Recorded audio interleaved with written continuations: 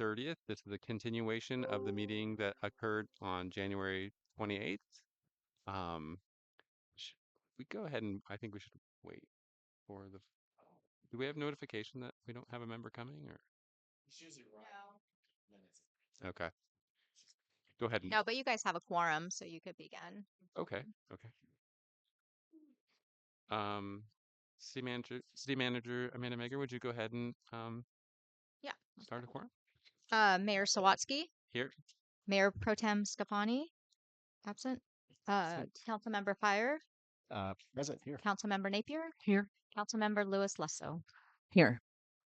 And Councilmember Scafani is here. you have a second chance here, Amanda. I just add there. Mayor Pro Tem Scafani is here. All right. So at this point, we're gonna continue where we left off with city bit. What was that? Oh, sorry. We're gonna continue where we left off with city business on item number 10, which is the illegal fireworks discussion. So the council has requested the discussion item regarding illegal fireworks be placed on the agenda. Currently, the Public Safety Commission is reviewing this item and is seeking creative solutions to deter illegal possession and use of illegal fireworks in the community and the surrounding areas. City Manager Meger, would you like to comment on any of these items or on any Sure. of this? Yeah, thank you. So, illegal fireworks has been an issue in our community and in probably every community across the nation, if not the world, for a very long time. Hold on here. Sorry. Get this.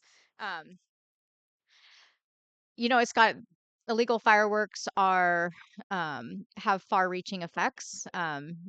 We have issues related to livestock impacts, domestic animal impacts, veterans, just general, impacts to, uh, quiet space. I think, we have concerns over fire. That's a big one as well. Usually 4th of July is a big time for illegal fireworks, and it's something that the fire departments are very concerned about as we start to see climate impacts and high winds and drier climates. Um, it's something that, like I said, we've been wrestling with for a long time in our own community. It's also something that's extremely difficult to manage and to try and find solutions to. It really is a law enforcement issue because safe and sane fireworks aren't the things and causing the problem. It really is the illegal fireworks that are coming into to California. We have been talking about this at the Public Safety Commission. We've talked about it over the years. Um, trying to find creative solutions to the problem. I think one of the big problems is you never know when they're going to happen or where they're going to happen. And by the time you try and triangulate a location, people are usually gone because they are illegal. So people like to go up on the hill. They like to go to the river. They like to go, there's a lot that happens in Glendale. Being in, a river valley, the sound travels. You can't really pinpoint where they're coming from. So it's just been very problematic for law enforcement and anyone to try and deal with the problem. I don't know what the solution is. I think, communities could offer up, a strong position through possibly extended legislation to try and maybe look at lobbying for increased fines or penalties for people that are caught with illegal fireworks. I think thinking about um, legislation that would be more um, severe for those things to come across state lines could be an option as a government. Working with our local law enforcement hasn't been a solution. The sheriff department is very understaffed, and this is an issue happening everywhere all at the same time. And so if you look at the call logs, for 4th of July, New Year's Eve, you'll see tens, if not hundreds of calls for service for law enforcement for illegal fireworks. So it's happening all over. It's very overwhelming. I don't think it's a issue that we should take lightly by any means. I know this last New Year's Eve, I spent it trying to keep my animals calm. I have one dog that, tried to eat through a door, and one dog that, an older dog that I thought might not make it, that, almost felt like she might be having a stroke. So I have horses as well. And so that's an issue, horses running through fences. Um, we have horse pastures right next to my house, so the horses run all night long. So it's a big problem. I don't have a solution to it. I know there's been talk about community um, community patrols, having patrols by the fire department. But honestly, the majority of what we're seeing are not within the residential areas. They're kind of the outskirt areas where people are going that aren't as accessible. So I'm open to any type of, conversation, solution. The Public Safety Commission is working on this as well to kind of come up with some ideas, and we're open to those. And so this item was asked to be placed before the council as well. So I'm open to any thoughts that the council has or any direction that you would like to provide staff. Go ahead and bring it back to council for discussion. Anyone have any initial comments? I would just like to say that I completely agree with the disturbance, and I understand how difficult it must be to enforce something like that and identify people. And I had this crazy idea um, several weeks ago that maybe if there was something in place where we had a reward system where reporting you know, a tangible um, offense that would be um, able to be verified would be something that might motivate others to use caution before they decided to use firework. I think that's a good idea, but I wonder about if that's I'm sure legally it's okay to not. do. But it's a cool idea. It's a cool idea, but Rat out your neighbor reward. all right. Anyone else have any comments? Well, the only idea that I kind of came up with was having sort of a citizens task force where people would prepare before the big holidays with group meetings and trainings as to how to go around and potentially identify the folks that are doing these sorts of things, and you know reward or otherwise be able to identify the people that are using illegal fireworks, and then, as in years past, turning that information over to the sheriff, and those folks would potentially be cited the following day or days after that offense. And I don't know what details might make that a functional or possible idea, or what sorts of things would have to, you know, be mitigated there. But I think with some training, and, if people went in groups of twos or threes and they approached folks and, asked them to stop, and if they didn't stop, take down names and numbers. I don't know. I don't know if citizens can do that exactly. I don't know what we can do or can't do, but that would be an idea that I would ask the Public Safety Commission to work on, and see where we could go with that. I would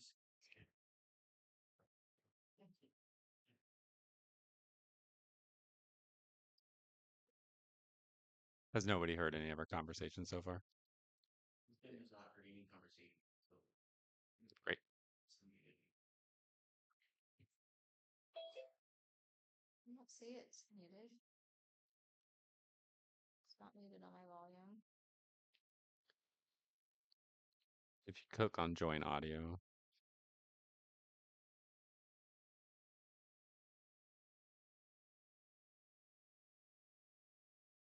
can you guys hear us now?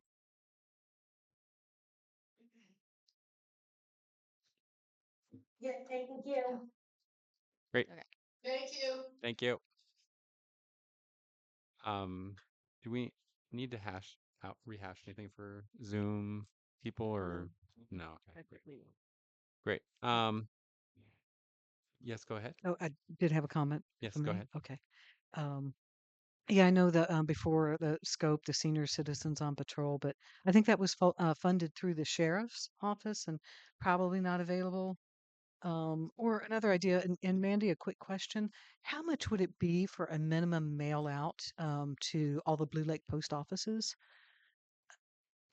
Oh, Like just postcard, not letter. I think it's several $100s. Mhm.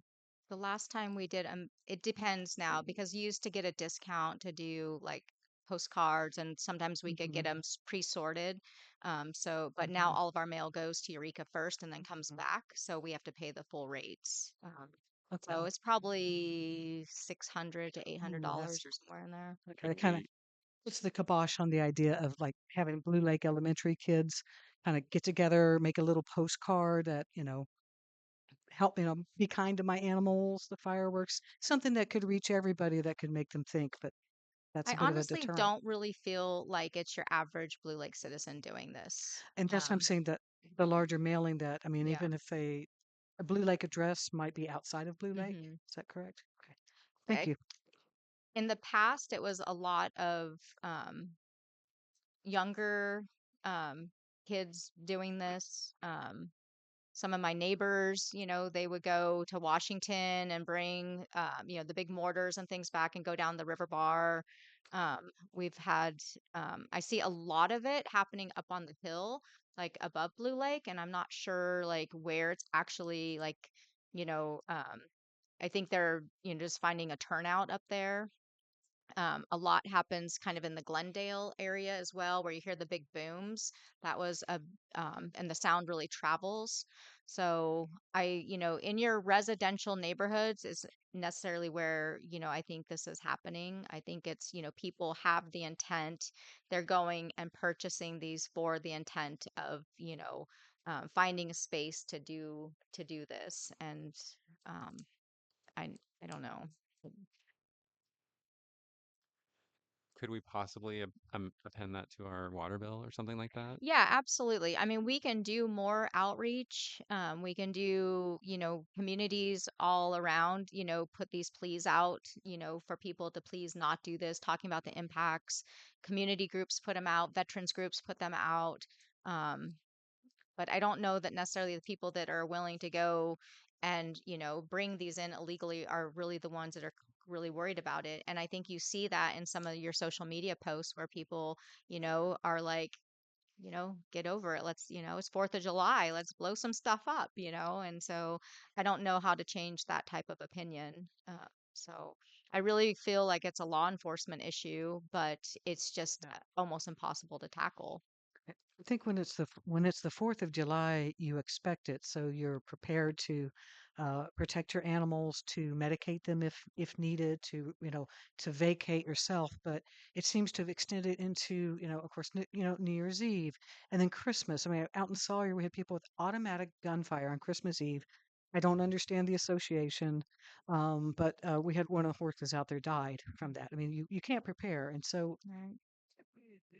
I don't know how to reach those people that just insist on doing these at random times and have them see the real implications. I mean, I don't know, but my heart goes out to y'all with pets and horses. Any other discussion from council? All right, let's go ahead and open it up to the public. Yes, go ahead.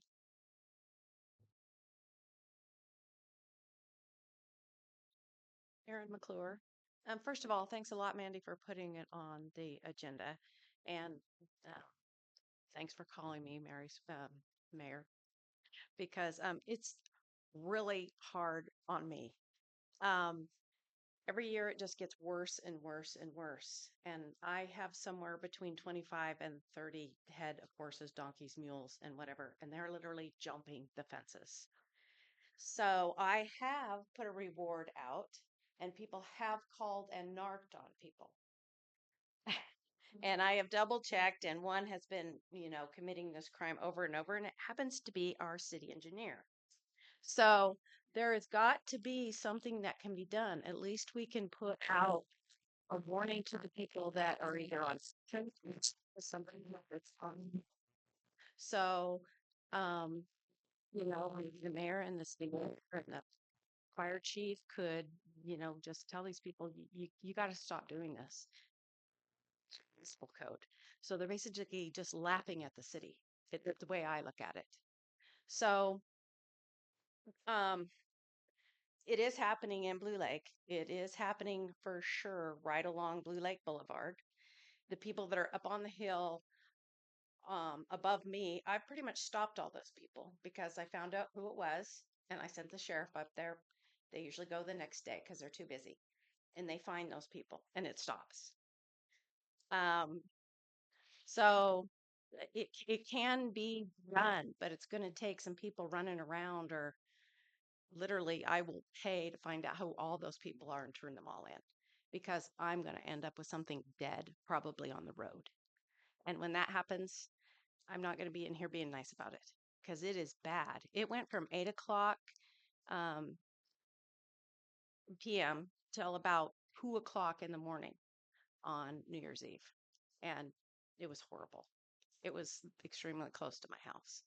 So, and it's not just about me. It sounds like you're in a war zone. So I'm sure it's disturbing tons of people. So I just know that we can do something about it. I know it goes on in a lot of communities and it is a law enforcement situation, but I just know if we try hard, we could stop it.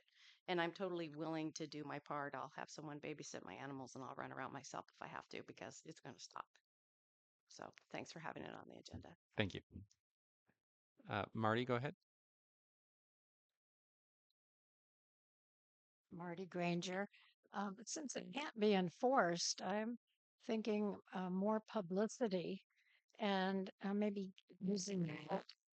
I mean, if everybody, if signs are put up around and the schools, I'm kind of with Kat on getting the kids involved because then the parents get involved and they're influenced. So I think just talking about it on Facebook and other than changing the calendar, no, I don't know. I just think publicity and getting the word out and having the kids maybe write poems, something about humans or know about the danger to the animals, and have them maybe the old kids write little essays, and kids write poems or something just to get the word out there. So then people are aware and they may still do it, but it'll take time to really influence the people to not do it. Thank you. Great, thank you. Yes, go ahead. City Manager Megger, would you mind setting the clock as well?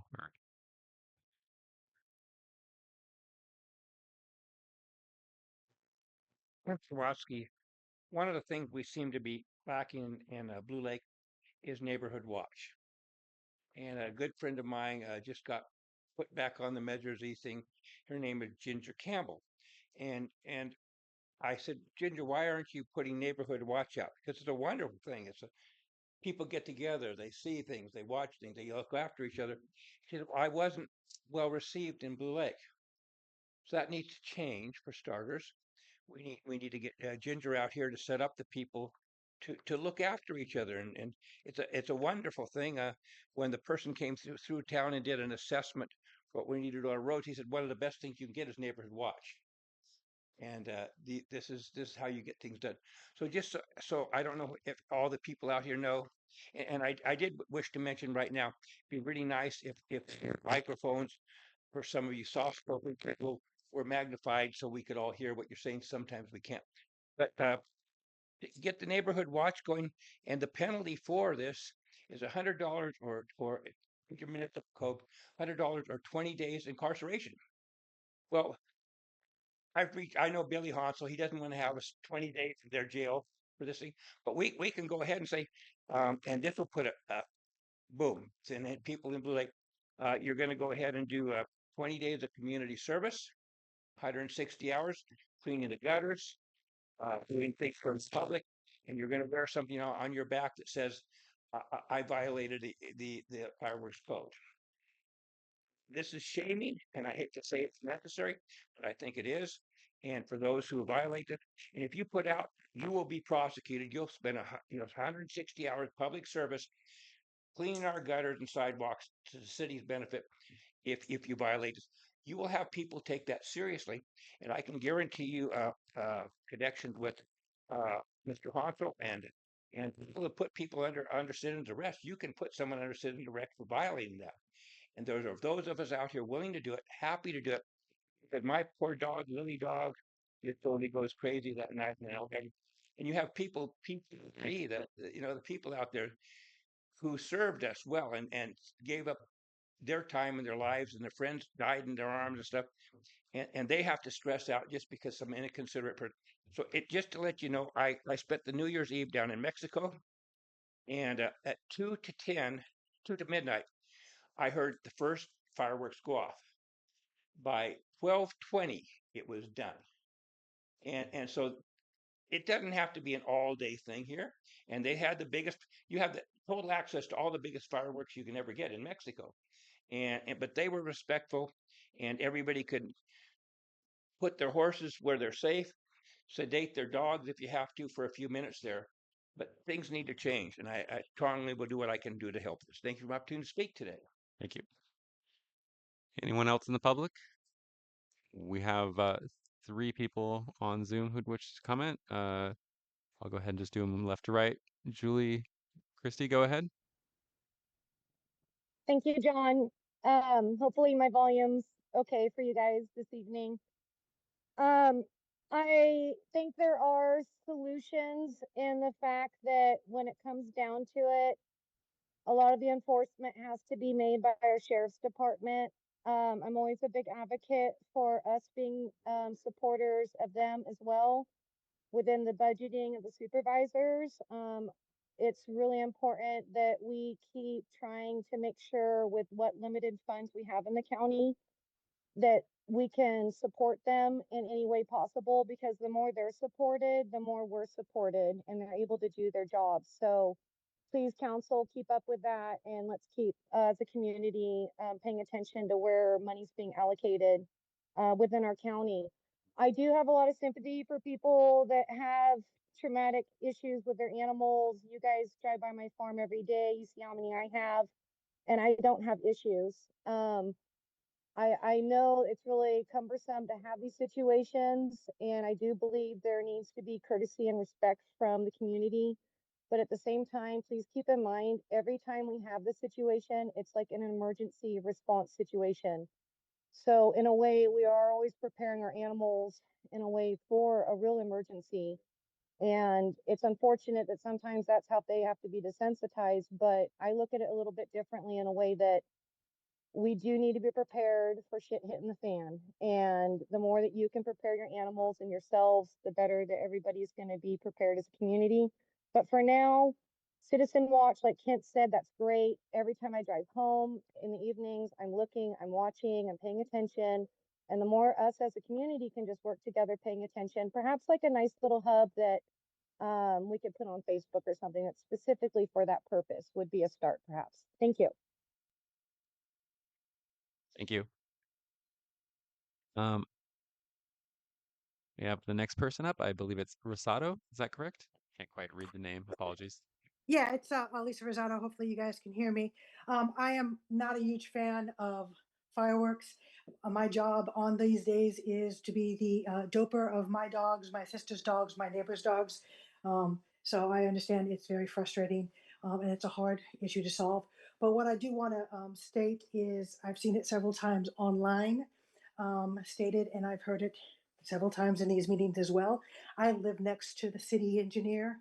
He has not for years set off any kind of mortars. So I'm not sure what the fascination is with him, but I can state for a fact that Mike Fogut is not setting off any mortars on any of these days.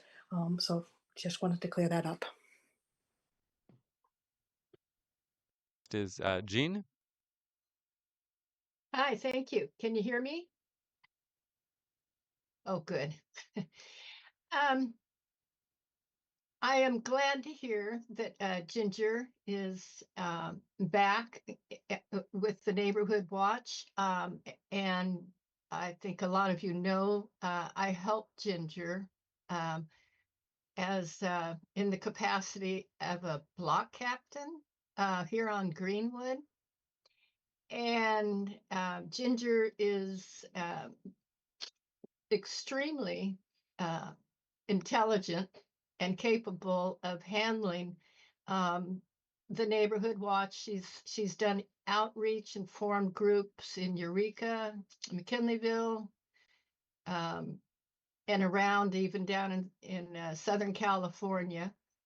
And um, her model is after the national neighborhood watch. And as was stated, she didn't have a lot of help here in Blue Lake. I did not either. But I would like to recommend that if we open that back up again, because the resources that are available on coordinating each neighborhood to be able to know their neighbors, know what is needed in the neighborhood, it would be helpful for um,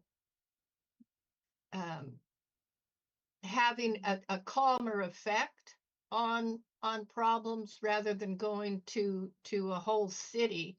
This goes down into neighborhoods, and you've got neighborhood contacts and a block captain, um, uh, and getting to know your neighbor, getting to know what the problems are in the neighborhood. Um, and like I said, I'm glad to hear Ginger is back, and I can verify the information. Ginger was not accepted in Blue Lake. In fact, many times she was insulted, which is very, very unfortunate and beneath the standards of community uh, uh, uh, communities in civility. So thank you all for being here again. Appreciate you all being here. Thank you. Thank you. Thank you, Jane. All right, last call for public comment. Seeing none, we'll go ahead and bring it back to council for further discussion and deliberation and potential action. Anyone have any further comments on it or discussions? Um, I personally think that maybe water bill messaging 2 months prior to one of these regular events could help reduce the chances of this happening. I also think that potentially doing digital outreach as well. Um, Mandy, I know that we're using the Blue Lake Happening specifically for retail, is that, or like economic kind of items? Yeah, Blue Lake Happenings is really focused on like community events and business Hmm. more so than like community like dialogue that seems to take place on the other page. But we've been trying to keep this one focused more just on like if you want to know what's happening in Blue Lake, you want to come out and recreate or whatever, that's where we post that information. I think that Blue Lake Happenings, just so you're aware, I think it does have more usage. Um, Whether or not we spin up another Facebook or just have other messaging go on there or on a different site. I guess that'll be something we could potentially look at later. I just think it's a good venue to get that information out, as well as the Blue Lake community page. So I think digital outreach is good as well around the times that we're going to be seeing these fireworks. I kind of also potentially like the idea of looking at increased fines potentially to our ordinance. As I do like the community service element as well. I think that, I believe it was 10 days in jail or something, 20. 20 days in jail. I think that's excessive, but I think we may get more action with using the community service element. So just want to put that out there. Um, I was thinking that if we do end up with a citizens patrol or a group, a task force that would address this, that going door to door and with some sort of a door hanger um, would be pretty effective. Um, I think that a number of folks who campaigned for office found out how how easy it is to go door to door, really. Um, there's a lot of folks that are willing to help do that sort of thing, and we can cover this town in an afternoon if we have enough people. So I think that can be a good way to get a message out. And also, as far as electronic and digital messaging, the city does have an official City of Blue Lake Facebook page that we can use um, for posting things. We don't use it very much, um, but that's another possibility, um, and we can kind of try to promote that a little bit more. Of course, the other Facebook pages have a bigger following, but if we use the city Facebook page more often, we publicize that we were using it and use it consistently, I think we could probably get a lot of followers onto that. And then that is sort of the official city voice. Um, that's not about discussion, not about, you know, food or whatever. It's kind of the official messaging Facebook venue for the city. Great, thank you. Anyone else? And I also want to let the community know there's only so much that the city of Blue Lake can do with regards to fireworks. If it's not within the city um, realm of influence, I don't think there's anything we can do about it. Correct, Mandy? Like we can call the sheriff, but that's really all we Yeah, can do. I mean, we share services with the sheriff. They're just, it's a vast region. The sheriff, if you look at what their patrol areas are. I mean, it's massive. And a lot of rural communities, especially, things are located really far out, up in hills, so it's really difficult, you're more consolidated, say in the city of Eureka, where it's, more clustered. Um, but yeah, for the city, these rural communities, everyone's really struggling with this. So at this point, do we want to provide guidance for the safety commission? I know they're already working on it. Like, would we send like deliver a message to them? Hey, like maybe include these in what you're thinking about, Yeah, or we what's the can best way to do relay it? the information from the council to the Public Safety Commission. These are all ideas that they've been talking about. They've been working on Neighborhood Watch for years. We've brought Ginger in numerous times to do presentations, to do outreach. It hasn't been something that's really caught on necessarily with the community. We have community pods. That's been really effective. And it seems, a lot of people have kind of pulled away from the type of interactive neighborhood and gone more digital, where a lot of people set up like neighborhood groups, like a social media neighborhood group, and that's how people share information. There's neighborhoods that are doing that already. Um, but we haven't had a lot of luck with neighborhoods wanting to set up, full scale neighborhood watch programs. We have tried numerous times. Public safety has, um, you know, probably I would say, like at least 3 times that I am aware of that we've brought in, those services and really tried to encourage that. But like I said, it seems people are more interested in more of a digital platform of engagement rather than the kind of face-to-face type of stuff that neighborhood used to watch used to really be about that. Get to know your neighbor. People had potlucks and, all these things. But I think, as people have changed, people are working later, not really having as much time to engage on that level. So we've looked at, Nextdoor is another one that allows you to set up your neighborhood blocks and stuff too. So I think people are sharing information just in different ways. Great. Would it be appropriate for the liaison of the safety commission to like deliver that to the commission, or what's the best way to? Yeah, so the liaison is really there to relay information from the Great. council. They're not there to necessarily direct the commission in any way, but they are there to be able to provide to the commission, the thoughts of the council as a whole. And so what's been discussed so that the Public Safety Commission can then, take that and work that into their agenda and, kind of their ongoing work. Awesome. Does anyone want to generalize or create a direction for a liaison to take? to the Safety Commission? Do we need to make a motion and all approve it, Mandy, or what's the next step? Yeah, I don't think so. I think it's, this is just a discussion item. I don't Okay, think you need to formalize the action. Like I said, the Public Safety Commission is looking for creative solutions. This has been something that the Safety Commission has talked about every single year. We talk about fireworks, illegal fireworks, and anything that we can do. So it's definitely on their radar, and I think these everything that's been brought up, are things that they've talked about in one capacity or another. So we can just relay to them the council's kind of position to continue to pursue these items and come up with some real actionable results. great. Thank you. So I just took some notes. I have in terms of communication, digital, by mail or door to door, and in terms of action items, citizens patrol, a reward system, or a neighborhood watch, and then penalties. So did I miss anything?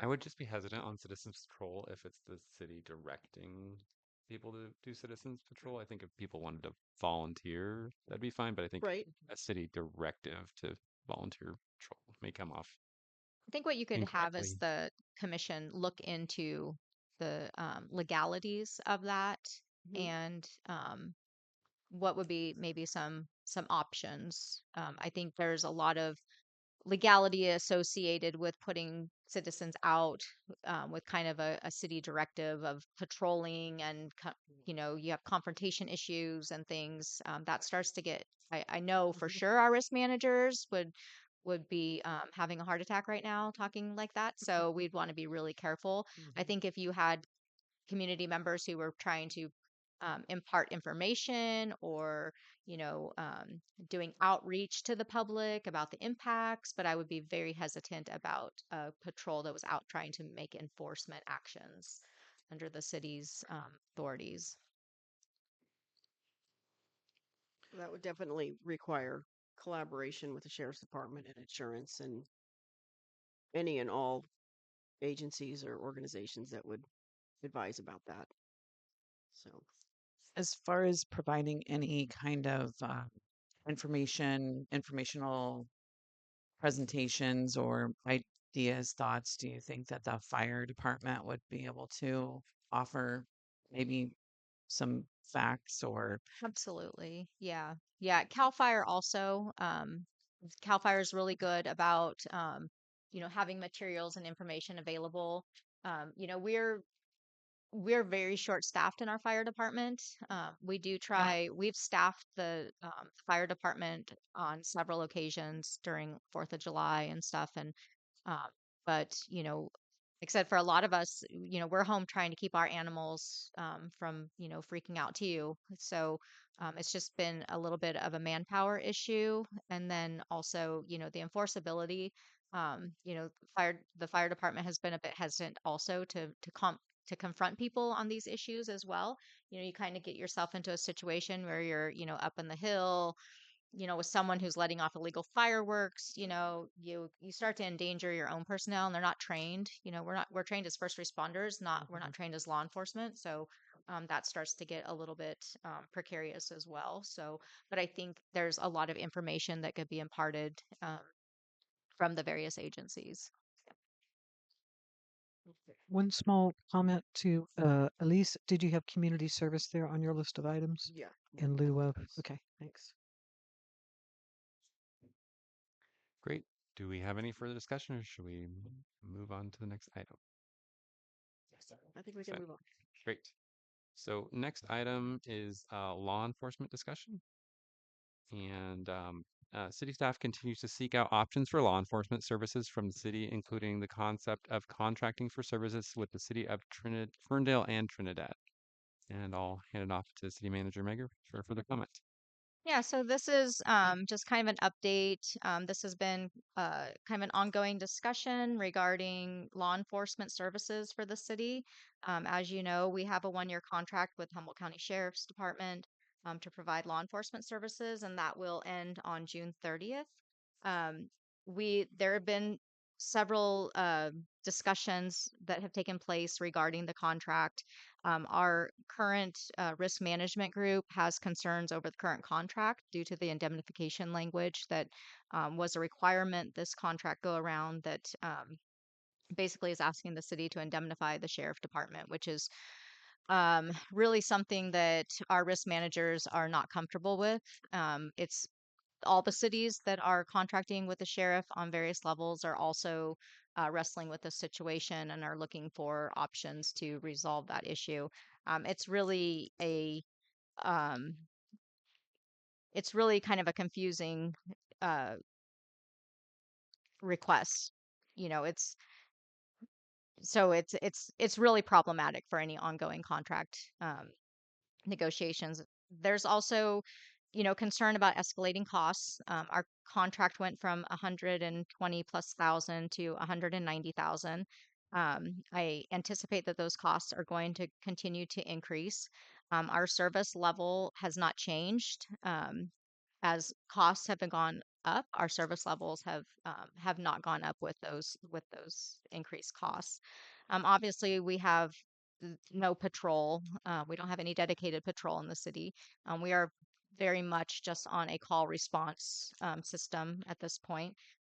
We do have deputies that go through town at certain times because they're also coming through to get to county. When you go across right to the bridge, you're in the county, so West End Road. So they'll kind of make a loop through.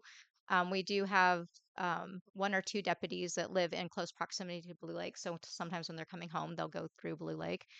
But as far as like any type of dedicated patrol, there's just the resources aren't available to do that. So that's been a question and a concern, as we're paying for services. How does the city balance that out? And what are maybe some options or creative solutions? So we were contacted by our risk management group, who is also the risk managers for the city of Ferndale and Trinidad. And they asked if all of us would be interested in maybe collaborating as small rural communities on law enforcement issues. So we began discussions with Ferndale, and uh, they were, really receptive to talking with us about the opportunity to maybe provide services under their jurisdiction, thinking that this could be an opportunity for them to expand their police force, but also to provide us more dedicated services and to also provide their deputies with increased areas for patrol. Because as you can imagine, Ferndale's pretty small too. So deputies there, they're kind of like, it'd be nice maybe to get out and, kind of spread out a little bit or patrol a different city or just have a little bit more exposure um, to other situations. So we've been in conversations talking about staffing needs. It's been really, really helpful. Chief Sly from Ferndale has been great. He's provided some cost parameters for us to look at. We've talked with HSU. Or Cal Poly Humboldt about providing dispatch services because that's another huge cost. Um, and ultimately, I think that this is going to provide us with some good cost details, but I'm not necessarily sure that it's going to work out. I think there are some major not so much barriers, but some small mountains to climb. One of them being just the fact that there are not a lot of people going into law enforcement, and so trying to recruit for 3 more deputies. Everyone right now is recruiting for deputies. Everyone is poaching each other's deputies or offering huge bonuses, and there's not a lot of people coming out of the academies right now, and so that's been concern through this process is whether they could even attract, 3 more deputies to this area. I am going to start some conversations with some of the other law enforcement agencies, including Arcata. Um, Arcata has a new city manager who Merritt likes to call himself a Blue Laker. I don't know if we should let him, but he's pretty close to Blue Lake, and he's been always been a great supporter of the community, and so kind of opening that dialogue. Um, and then I think we'll continue, to have conversations with the sheriff as we get closer to that contract date. I'm not really sure what the sheriff is going to be proposing in the future. We were able to create a model, a cost model, so that we could actually see exactly what those cost parameters are and be able to tie that to the actual contract that they were charging the city. In the past, we just kind of had a generic amount. It was like, well, a deputy costs about 125,000, so we'll charge you 125,000. The last go around, we were able to work with the sheriff to break it down to all the applicable costs and then do a prorated share of that cost based upon our population. And um, I would assume that that's the same model that will be used the next go around if there is a next go around. And but I'm not really sure what those cost escalations will be. So I would anticipate, contracts never seem to go down; they always seem to go up. Some of the other options that we have, we've talked a lot about having security patrol. Being more proactive so that we're preventing crime from happening in the first place rather than reacting to it after it's already happened. And that's a lot of what we have right now. When something happens, you call and you make a report. And a lot of times that's where it gets left. There's, not necessarily enough, available um, deputies or time to be able to really follow through with things. And so a lot of our reports are being, we're being told to just do it online. You may not even talk to a deputy, you'll just get a case number. So um, is is this is our $190,000 really going, where it needs to go, or are there other options? So we're in those discussions. We're looking for ideas. The Public Safety Commission has an ad hoc as well to try and do some more outreach, talk, look what other communities are doing. And this isn't, a lot of rural communities are really struggling with law enforcement. A lot of rural community law enforcement agencies are contracting now with their sheriffs because they're just not able to compete. And, as you have such a depressed, workforce and numbers, and you're not picking up new investment in those agencies, it's really hard for people to stay staffed and to stay competitive with wages. So it's an issue all over. So it's something that's kind of an ongoing discussion that's taking place, but it will start to get a little bit more critical as we move towards that June 30th date to kind of see what our options are. Great, thank you.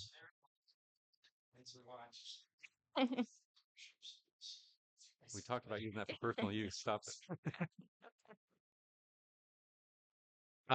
Let's go ahead and bring it back to council for discussion. Does anyone have any initial comments on this item? Go ahead. I have just a question, Mhm. and it's kind of a broader question, I guess. What is it looking like as far as our options? Because June 30th is just tomorrow. You know what I mean? Like Mhm. it's Yeah. really coming up quickly. Um, you did a great job discussing this, but I'm just thinking, when would we receive notice of a new contract? Mhm. How soon would that be? And then how soon do you think that we might be able to pull together another option? Sure. Yeah, I think those are really fair questions. The sheriff has been part of these discussions with Ferndale and Trinidad about, and he's been supportive of the small cities looking for other options. Trinidad's in the same boat. They contract for services because of the cost model that we agreed upon. Their costs for services went down to like $68,000, and it was over almost 200,000. And I don't think that's going to continue because I don't think that was necessarily the intent of the process. But when you come up with a cost structure and you're holding one city to one methodology, it's very difficult to hold another city to a different one. And so we held the line on that. And so Blue Lake's costs, were 190, Trinidad's were 60, I think it's 68. But that's probably not where things are going to end up. So Trinidad is, looking for options. They do private security as well. They have a part-time, very small. I think it's 20 hours a week. They have a security patrol that comes through. They've been really happy with it. Our risk managers have also approved that because, like I said, they are also under Sierra like we are. And so, they don't carry guns, but they are in marked vehicles. They look very much like any type of law enforcement vehicle you would see. They're all trained. Usually they're retired law enforcement, but it's really like, it's prevention. It's, keeping people moving along the street, checking things out, driving around the times where they really need extra assistance. So it's really very much a prevention model. I think it's something that the city really needs to consider. And, I think we're going to have to pull the trigger here soon with the sheriff if we don't get any positive feedback from any of the other agencies for options. So I would think within the next couple of months or sooner, we'll probably need to make that outreach. So, um, it's kind of a strange situation. Whether you have law enforcement or not, the sheriff is required to respond. We do, we do pay into the county. Um, we're basically paying for increased services versus like kind of the base services that they are required to provide. If we weren't paying for the contract, you call 911, they're still going to respond, but they're going to make the decision on whether they're going to, follow through or if they're going to, make a report or do an investigation. So in some respects, if that's not happening anyways with what we're paying, do you say like, hey, maybe you roll the dice on that and you put a bunch of money into prevention and security patrol and more lighting and, cameras or, so it's something that we've had to, we've been wrestling with this issue for years. This isn't our first go around with, trying to figure this out. Um, I mean, it's been probably decades of, trying to figure out how to provide law enforcement service outside of providing our own police department, which that brought its own, host of problems. And, the costs for a police department are outrageous. I think Ferndale Chief Sly said their department is well over $700,000 to run their police department. I mean, our general fund operating budget is 940. So, but they also don't have the same, level of like parks and things that, that we operate here where we have to like balance those funds, where do we put them? So their community has really, put a lot of effort into law enforcement. They've had a long-standing police department. I think it's from like the 1800s or something. And so that's been a real focus for their community. Where, we've tried law enforcement in the past and it hasn't always worked out really well. We've had lots of issues with that. So, it's kind of that, just kind of balancing those dollars with our needs and kind of what the issues are. So, I think soon we're going to have to, like I said, initiate those conversations on what the options are. A question for you. Hmm. So with the sheriff's department, we kind of have like, there's the basic service if you're in the county anyway. Hmm. And then we, as you're saying, it's kind of like expanded services Yeah. here. Out of all those expanded services, what would be the ones that's like, that is what we really need? That's kind of like one of the one or two missing critical pieces. Well, I think the missing piece is a dedicated patrol, but it's not an option. And it's not an option no matter how much we spend, is basically what we've been told, because they just don't have the staffing. So I think that's the critical component. In the past, we had dedicated officers. We were paying about $353,000 when I first came on, and we had two dedicated officers, and they worked out of City Hall. They were sheriffs, but they came and they reported at City Hall. They talked with us. They heard what was going on in the community.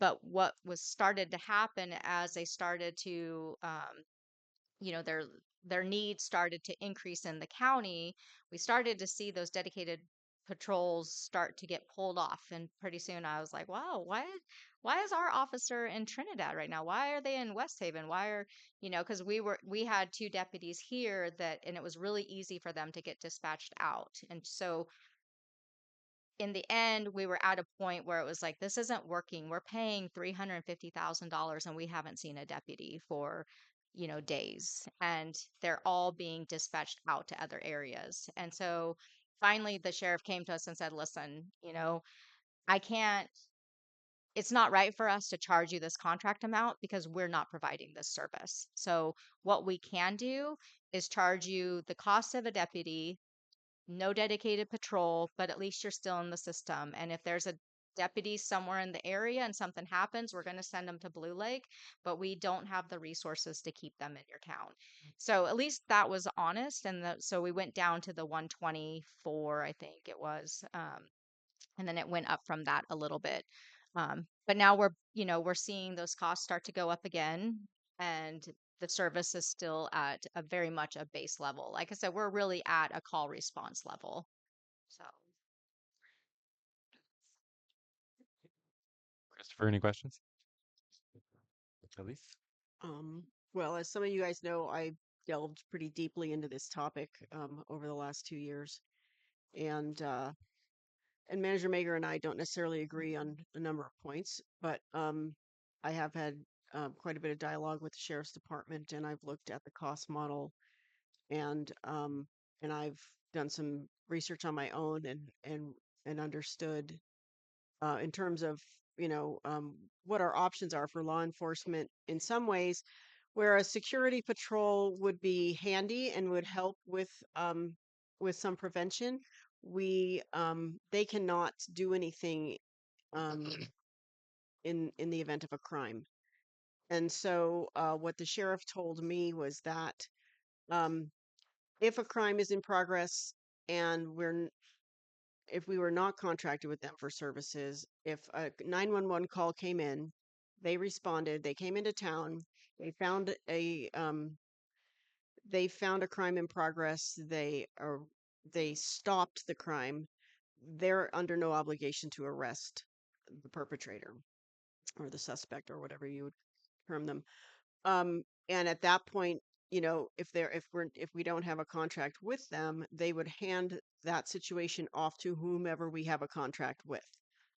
And so in the case of arresting somebody, it would have to be a California sworn peace officer. So none of the security officers are that. Um, and then that also would be in terms of any investigation, any sort of follow up, um, all those services we wouldn't have. So, I mean, it's true that there is a very, very, very basic level of service that the sheriff has said that they would provide, and that's basically 911 response. But if you call 911 to, somebody burgled my house, they're not here, but I've been robbed. The answer is, well, sorry, we're not going to investigate that crime. We're not contracted within the city. Um, so anyway, it's a difficult situation. I mean, yeah, the indemnity language is definitely a problem. And that is a brand new thing this year. Um, but and the sheriff has said, well, they expect that there will be annual increases in cost. They expect it to be somewhere in the neighborhood of 10%. Um, and it's worth mentioning that the city gets a grant every year. Um, it's called the Supplemental Law Enforcement Services Grant, and it's going up every year. And every city gets it. And every city, interestingly enough, gets the same amount of money. And so in the last couple of years, we've gotten more than we expected to get each year. And this last year, we got 171-ish thousand, I believe, which almost covered the cost of our sheriff's contract. So, I mean, I think that's a grant that we can count on getting every year, and I think it's likely it's going to increase by little bits as the years go on. Um, and so that's basic fund we have to work with, and then anything above that, the city has to cover through whatever revenues we can through the general fund. So those are some basics that I'm aware of, and that's what I have to offer at the moment. But I feel like I'd love to hear about figures and some different details with Ferndale. But I think some preliminary discussions talked about 12-hour a day coverage or 10-hour a day coverage or something like Mhm. that. So I imagine we'd have to have a mutual aid agreement with the sheriff's department for 24-hour coverage. So they are proposing 24-hour coverage, but they already mutual aid with the sheriff, as do all agencies. Hmm. And so their patrol structure they were talking about is a hiring 3 deputies that would work between Blue Lake and Trinidad, and that the 24-hour response would be backfilled with their Ferndale deputies. So, it could be 30 minutes, 40 minutes before a Ferndale deputy could respond, but they do have mutual aid agreements in place with the sheriff and Arcata and other entities. So it's just like on the fire department. If we respond and we're short, we know Arcata's coming, we know Humboldt Bay's coming. We staff their stations. Everyone works together because no one wants to have a 911 call and no one respond, and so everyone makes those commitments. It's the same thing with law enforcement, but they were proposing 24-hour coverage. And the initial costs, we're looking at about $200,000 for the contract.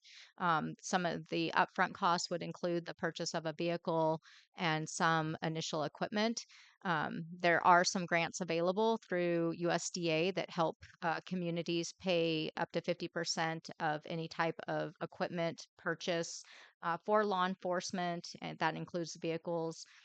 There's some money through CIRA, our risk management group, that gives a grant.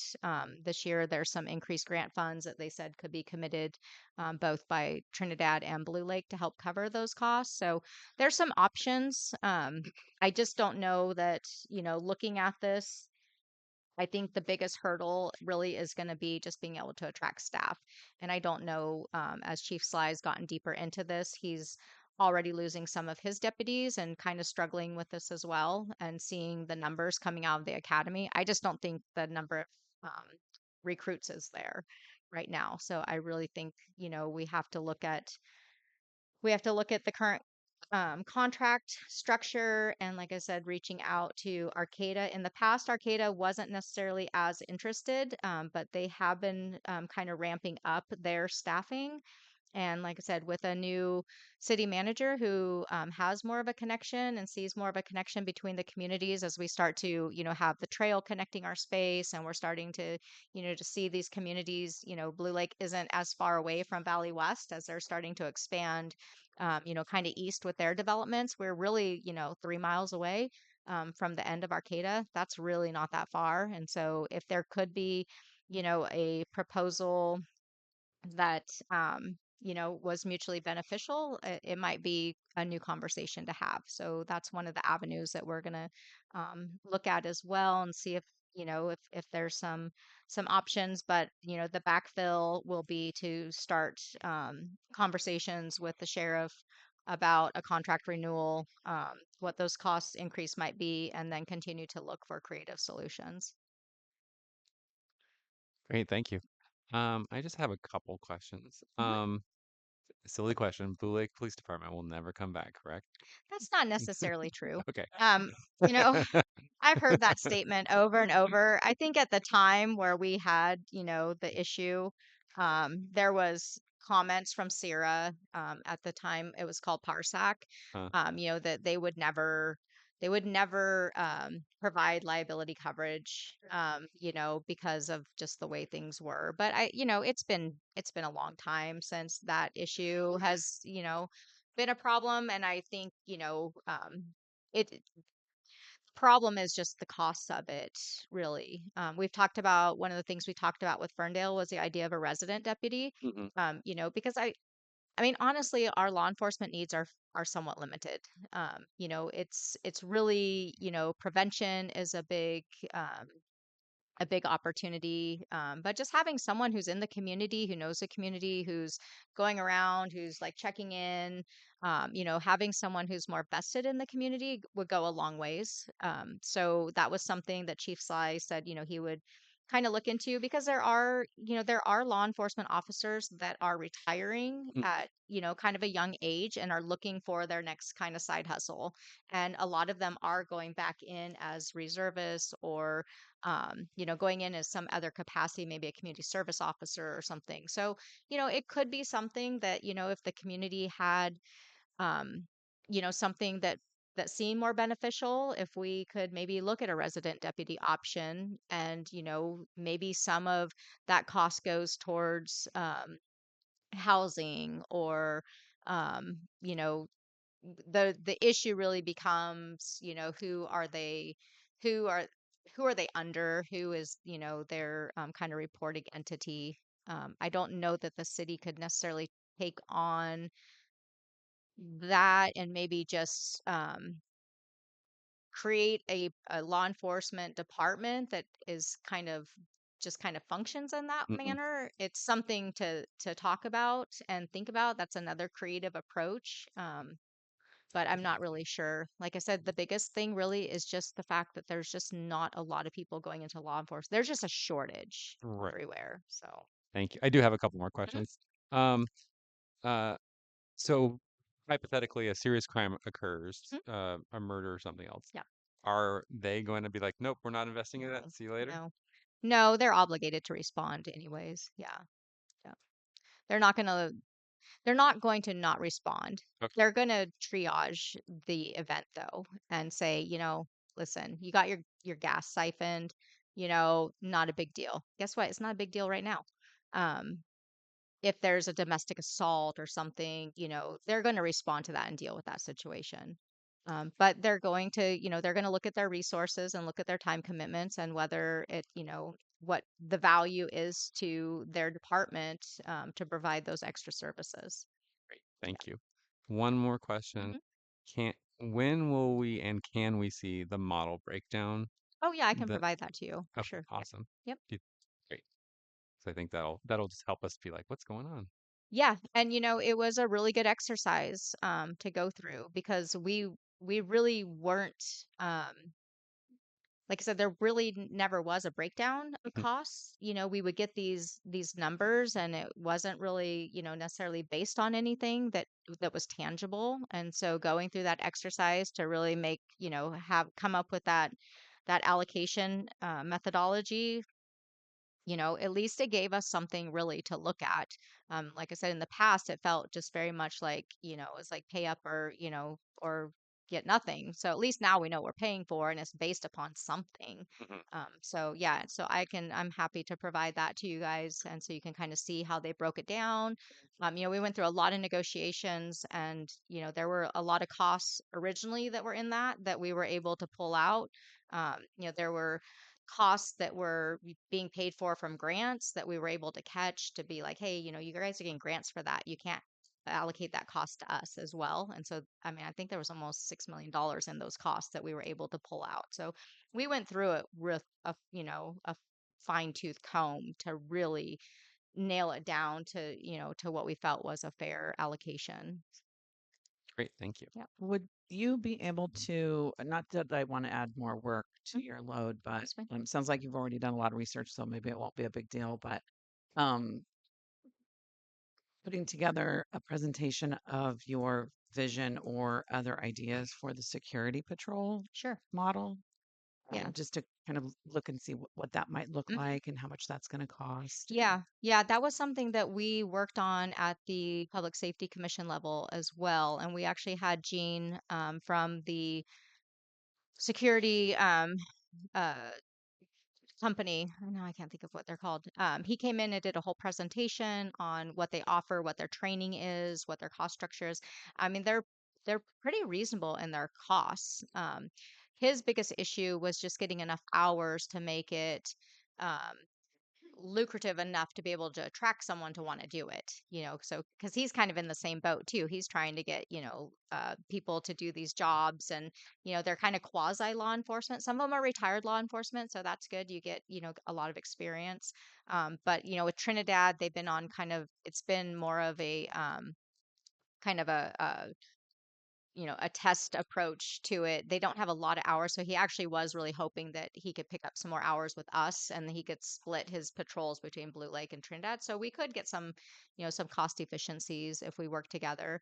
And I was just in a meeting last week with, Trinidad and Ferndale, and Trinidad has a brand new city manager. And, he's like, hey, let's talk, how can we partner more and stuff. And we've always shared deputies with Trinidad.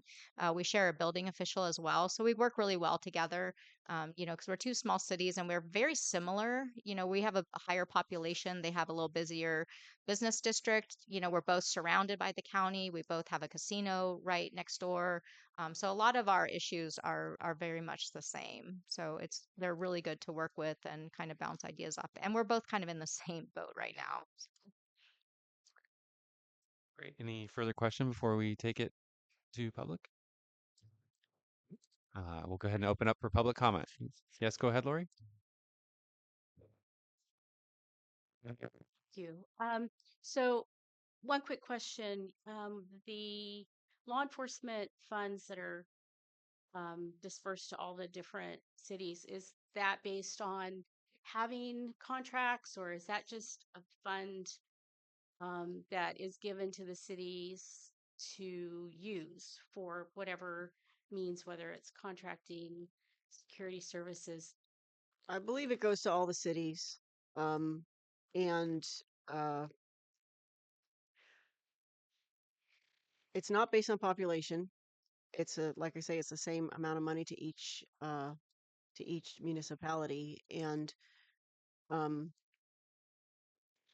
I wish I knew more about it, to be honest. But I mean, I guess the It can be used on $170,000. public safety. Okay, Yeah, but I don't believe it's conditioned on that municipality having a law but enforcement it's an program. annual.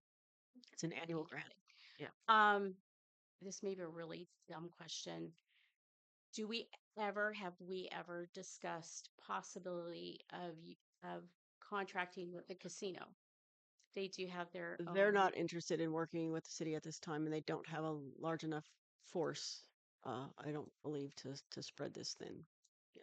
And is it based on basically not having enough? Or, I mean, if we had Well, $170,000 to. they're not necessarily sworn California peace officers. Oh, okay. Okay, So they're kind of like a their private security security force there service. could Oh, be like okay.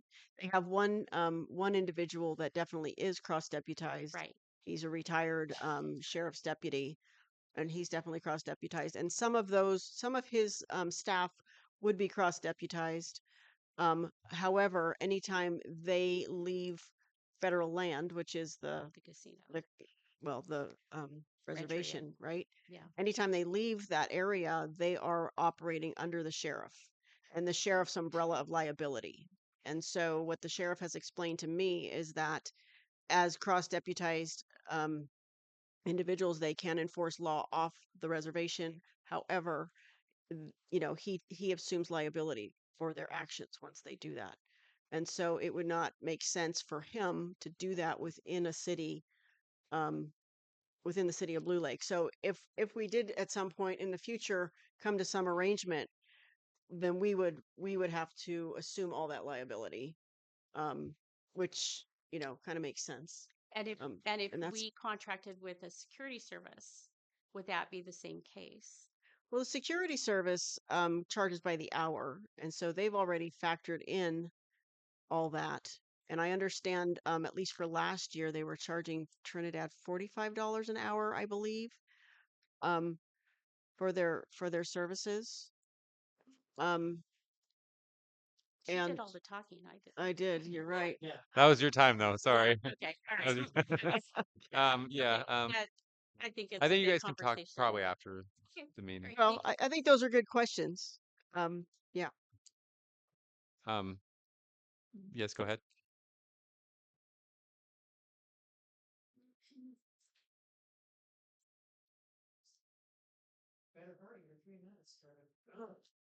No, they didn't. I sat too long. My knees lock. I got knee surgery. Anyway, what Elise said is quite informed regarding the thing with. I talk to Sheriff Billy on a weekly basis and Regina Fuller, so I do have insight, and I think the 10% is what we can expect. What I could find out by next meeting and have a definitive answer for you on that one. And I really was looking forward, and I'm kind of remiss that we can't work out something with Ferndale. I mean, they have a very effective, very efficient police force, and I think they would follow the small town thing that we have here. And I thought we were heading down that path, but it's starting to sound like not. I know Rio Dell just has a small force also. They just have a new police chief down there. I really would like to see us take all the small towns and get together and benefit from what we can do to work together collaboratively. Trinidad, Fortuna, any of these people. So I really want to reach. We need to reach up. The other thing is, the, the other day, it was a couple days ago, I went down to the Rancheria. I saw a sheriff's patrol car going through the Rancheria, going all up and down. And then as I turned back down here, I think the road I'm not supposed to turn down, but came this way, and there was another one going through town. And then I pulled up to see Aaron Beth McClure here, and there was the sheriff was there with a canine dog thing, and the also the Rancheria's police officer was there because they worked together, and there was a person they were questioning, and I think they were looking for that person for a specific reason, right in front of her house. So the sheriff does they do work here and they do work collaboratively to answer a few questions. If you I totally agree that if we did not have a contract with the sheriff and there was a murder in process or you were getting beat to a pulp or something, they would come out and respond. But they're not, if we don't have a contract, they're not going to come out and take a report. They're not going to investigate. That's no longer their thing they're obligated to do. So you're obligated to do a few things, respond to a life or death situation as it's transpiring.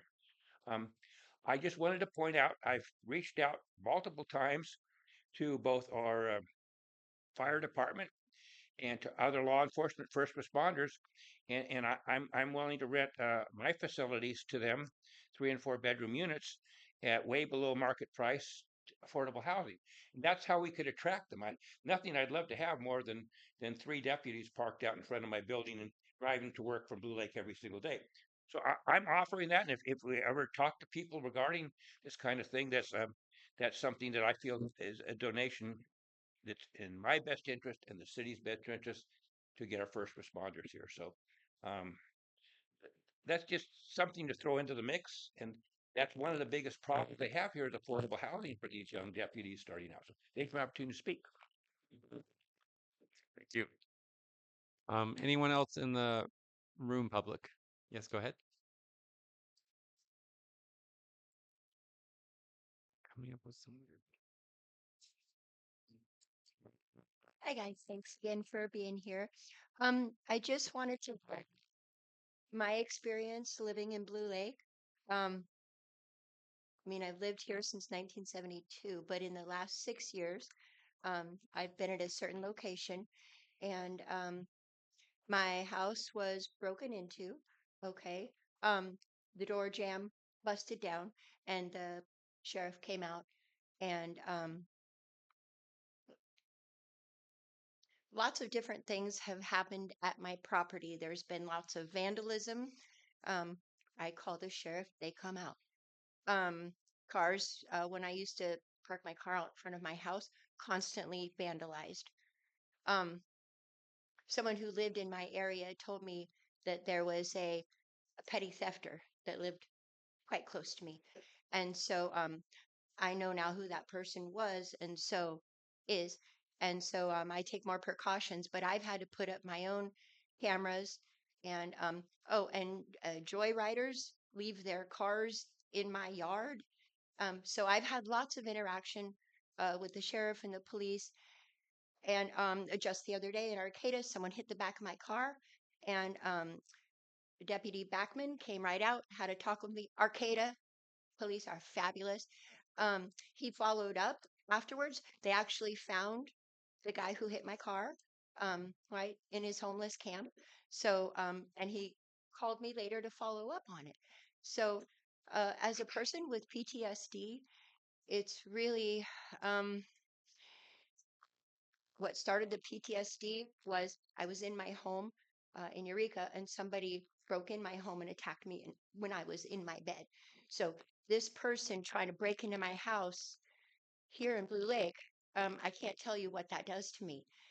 So whatever we can do, please, to have patrols, to have a contract with the sheriff. You know, they're giving us more money each year. We're using that towards the sheriff. There was only a bit that we had to come up with, it seemed like.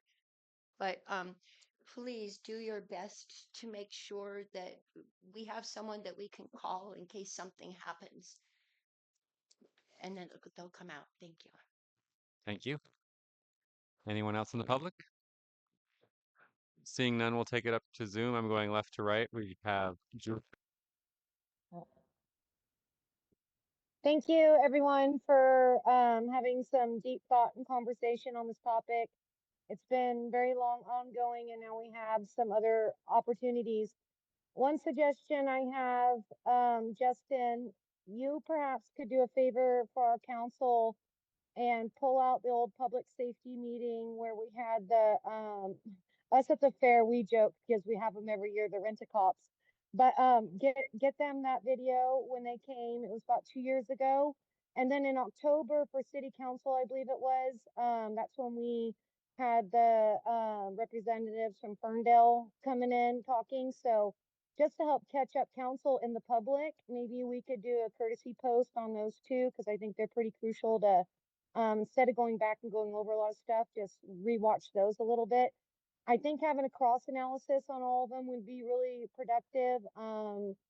And I still am going to go back to my prior comments. We need to support our sheriff's department. I don't know how many times you guys I've had to call them. You got to figure what I can see every day for the freeway in Glendale and just personal stuff with concerns. They've always been caring and compassionate and really worked with me. And I get to talk to a lot of those officers, and I do ask them, and they're understaffed, and that's caused a lot of the turnaround for them, unfortunately, because they do need the funding. So in the past, we've had a representative from the sheriff's department that will come out and do little catch-ups with people. They do it in Trinidad, kind of more of a report. But I think while we're in this process, before we're doing our contract, which is really soon, maybe we could get Billy to come out, explain what the new contract would be, the coverage we'd have, the cost of it, and just get it straight out of the horse's mouth kind of deal. And I think if we could catch up on videos, get Billy out, we would be really ready to make some better decision making. Thank you. Thank you. Next up is Jean. Thank you. I was wondering if it would be beneficial for the city and the council to have a discussion with the Humboldt County Board of Supervisors, who are the ones that set the budget for the sheriff's office.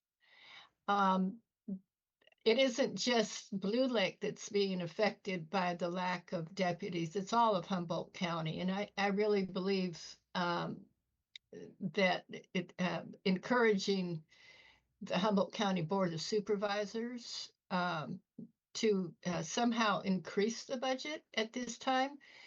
I know that there's difficulties and such, but I think it would be helpful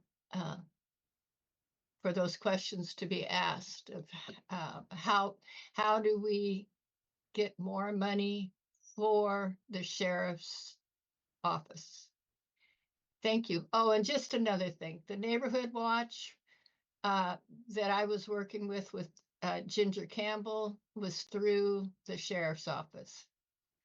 And Ginger has a great communication with the deputies and the coordination for information that comes to the citizens in Blue Lake is invaluable as far as how to respond to emergencies, how to respond to someone trying to break in, just daily input for the way to communicate clearly with the sheriff's office.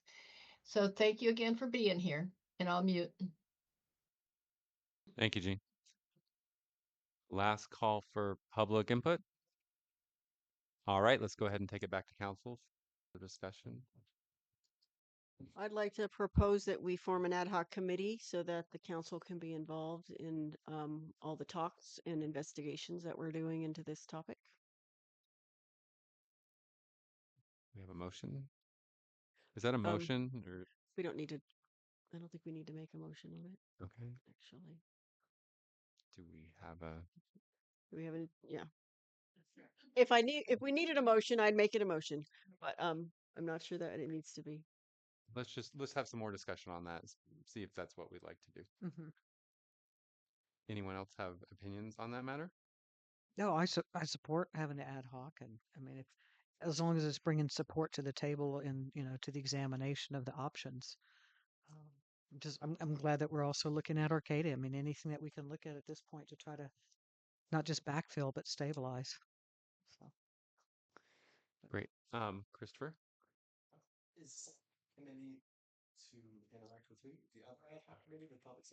It's an ad hoc committee to interact with any of the entities that might, an ad hoc committee would, those members would be attending, they'd be attending meetings, along with the city manager, and they'd be party to whatever discussions um, or correspondence that would be happening. I mean, it's a way to get, more brains on the task and better understanding and better, more communication, um, that kind of thing. Mandy, is there any issues with that? I want to make sure that the council's not Yeah, overstepping, I but mean, I think you have to be really careful. And that was one thing that Ryan talked about, that an ad hoc can't be formed to provide um, responsibilities to the council that's not mandated through the code. And forming an ad hoc to become part of day-to-day management of of issues is not what ad hocs are for. And I think it's cumbersome to try and manage multiple people's schedules, to have an ad hoc enter into conversations when you have discussions, from, a city managers group, and then I'm bringing two council members. It starts to become a little bit, um, I think it becomes burdensome. And so the ad hoc really is there to be able to work through and to the council, and not necessarily the day-to-day dialogue. Um, so I'm concerned about that. I think it puts a lot, we have a lot of problems already trying to even work around people's schedules. You guys all work jobs too. So, how am I supposed to manage, bringing two council members to a meeting, where I'm working, 8:30 to 5, and you're also working 8:30 to 5. So it becomes cumbersome, and I just worry about the intent um, of it. question, Yep. yeah, Mr. go ahead. Mayor? Yes. Okay. Um, is a ad hoc committee minimum of two, or can it It be can one? be one. Maximum of Okay, two. Yeah. Yeah. maximum of two, but it's not a requirement. And then I hear your concerns, and I know there's like coordination is one thing. So on that, I would say an ad hoc of one would be okay. It would help facilitate that and whatever scheduling we could do.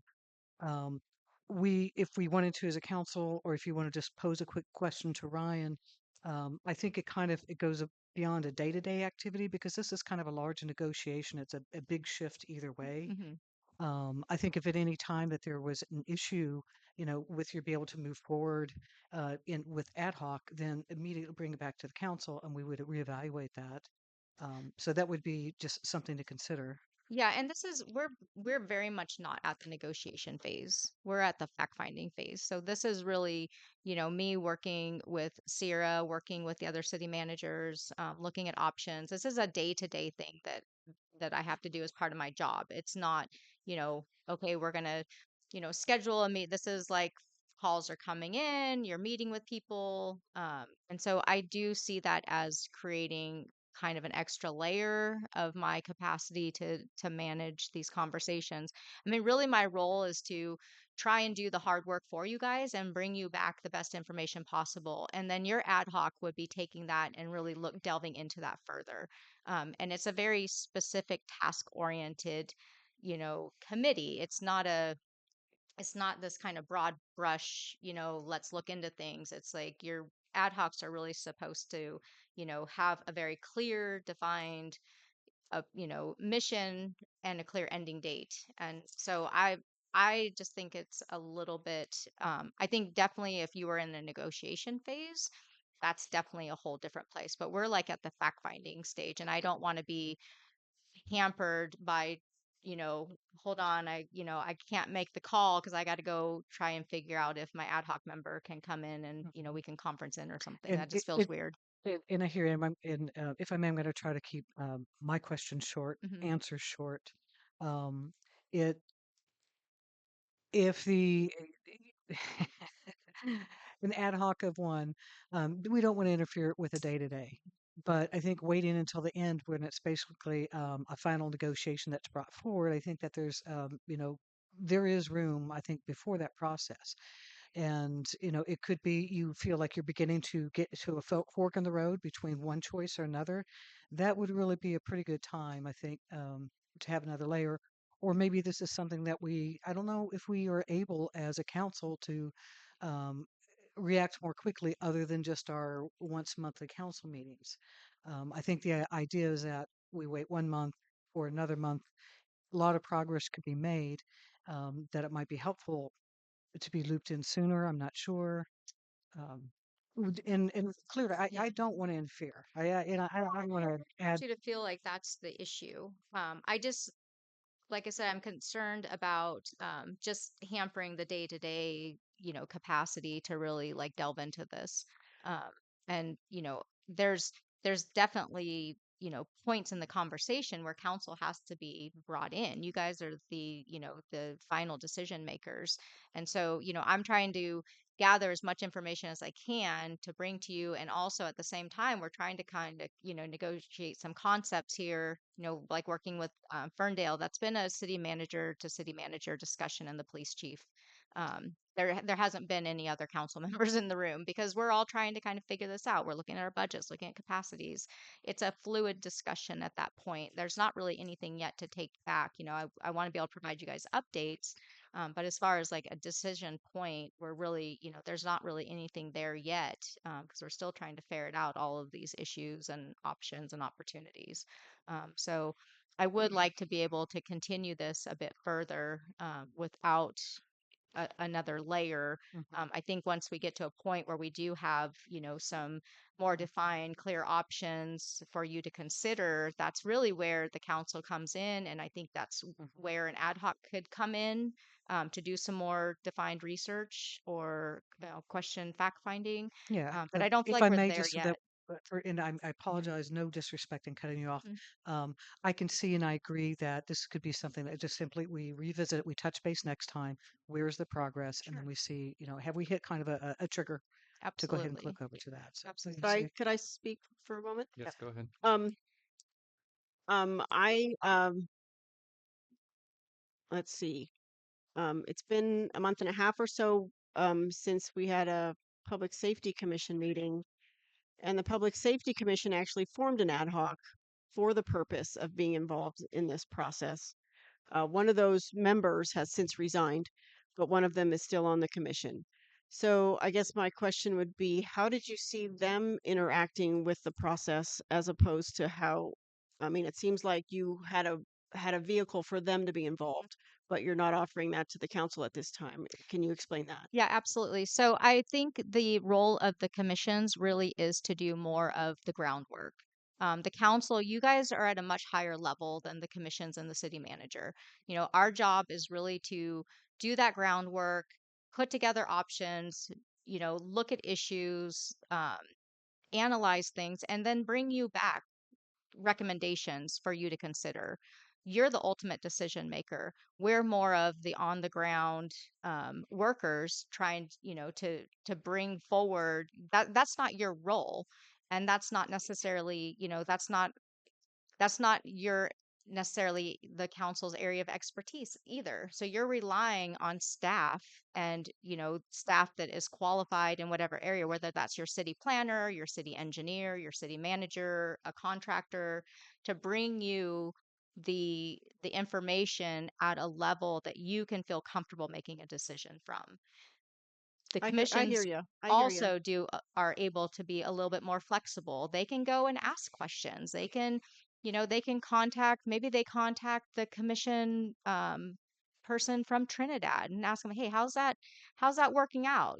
How's the community patrol? They can bring that back, that information and that fact finding, but it's at a different, more grassroots level at that point. So it's Well, really important to keep your position and those separations, because once you start to blend those over, then we're getting into the crossover of roles, the micromanaging, and that's where the problems start to arise, and that's why there is a very clearly defined roles and responsibilities. well, I heard everything you said, and I think that having council involved in a way where we're able to discuss, dialogue, understand the process is really valuable because when it comes time for us to make a decision, we bring more to the table. And I think that I don't think there's anything legally wrong with council having an ad hoc committee on this topic. I believe that Ryan, was in support of that. I did discuss it with him, and I believe he's in support of that. Um, and and I do believe that if the council wishes to be involved on a particular level, that the council has the ability to make that decision. I understand that there's a delineation of duties and tasks and obligations between the council and the city manager. Um, but I also believe that if the council wishes to have an involvement on any particular level, then that's possible. And I'm not asking that you contact an ad hoc committee every time you need to make a phone call or you receive a phone call. But I imagine some of your communications are are in written form, and an ad hoc committee would allow you to share that. And also, when you have a organized meeting like you did last week, the ad hoc committee could be invited to attend. Um, you wouldn't have to necessarily schedule that around other people's schedules if they weren't able to attend, but you could make that offer and they would have the opportunity. So I'm not asking you to change the way you do business, but I think that when there's um, certain coordinated meetings or conferences or whatever the case might be, that it's okay to involve council at that level. I think we're diverging from our Yeah, original I'd like to topic. get this. So how I would proposal, if everyone's comfortable with it, um, why don't we go ahead and hold off on forming the ad hoc committee? Um, Mandy, would you mind including me in correspondence for a week or a couple weeks Sure. until we have another council meeting?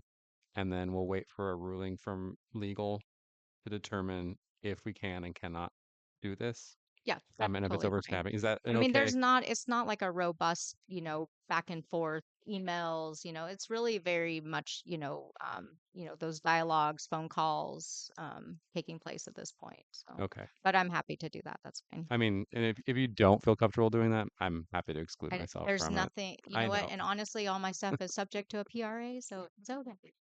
Anything I put down is fully available. Thank you so much. Any Absolutely. further discussion from council? Um, Mandy, so me and you go ahead and reach out to legal and we'll get a ruling on that and then go from Sure. there. Okay, great. Oh, go ahead. Go ahead. Um, do you have any kind of timeline, what you would suggest on really intense negotiations? If we have a click off at June Mhm. 30th, really like May 1st would sort of be ideal to have it buttoned up. Yeah. Yeah. I've been trying to kind of think, we've been kind of uh working on this path. We've been putting a lot of effort into the Ferndale situation. And like I said, I think it's given us a lot of really good information. Part of our problem with the other jurisdictions is our location. Ferndale, Riadell, they all work really well together because they're like next door neighbors. So that's easy. And we're hoping in Trinidad and Blue, we're like a little bit closer, but we're so far away from the others that it's starting to feel like the logistics are starting to get a little bit difficult. Yeah, I would say, yeah, yeah, yeah. I mean, we're definitely going to have a conversation with the sheriff and ask for, a presentation of a proposal. There's some, trigger dates within the existing contract. Um, and I think those I think it's March is when those conversations first start to take place. So if the sheriff is proposing to send us a cost proposal, that's great.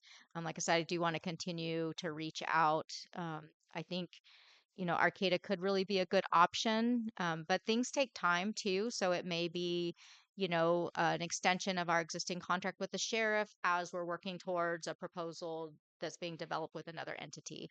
I don't think the sheriff really cares one way or another whether he provides service to Blue Lake. I mean, that's basically what he's told us anyways.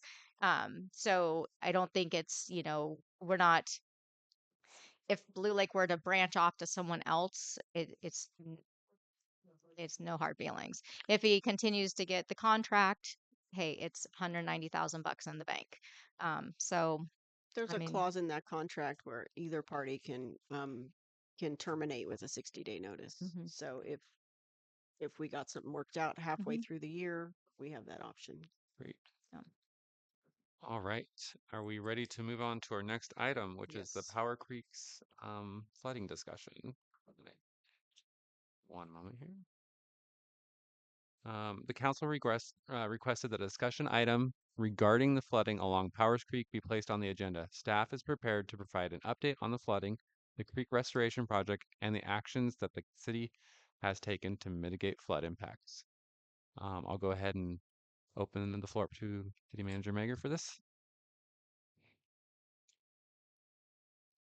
Yeah, so I wanted to provide the council with kind of an update, a status update of the Powers Creek project, along with the opportunity to talk a little bit about the flooding impacts that we've been having, and what kind of our timeframes are for project creek improvements, as well as working with private landowners to help mitigate some of the ongoing flooding. I think everyone's pretty aware that, Powers Creek has really um, kind of degraded over the years.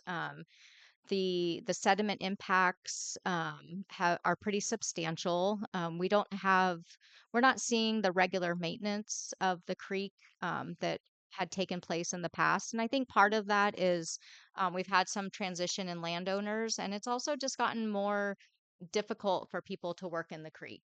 It's an anadromous stream. It's very much on the radar of our resource agencies, and it's difficult these days to do work, to do in-stream work. Um, you have to go through a pretty robust permitting process. There's some restrictions, time frame restrictions. We have to be very cognizant of different species, not only fish and aquatic species, but also birds. And other habitat that is, surrounding the creek. So I think over time, some of that regular maintenance has just kind of dropped off. We definitely have some continued flood impacts coming from the property located along Hatchery Road. We're seeing kind of regular pop outs now on the east and west side of that property. The west side impacts go down Charton Road. Um, go into the horse arena. They kind of overtake our detention basin for stormwater, and cause the increased flooding at the horse arena area and the kind of the intersection of Broderick and Charton. We've been seeing that happen more regularly this year. We had those flood impacts last year, but we've had 2 or 3 events this year already where we've seen that increased flooding.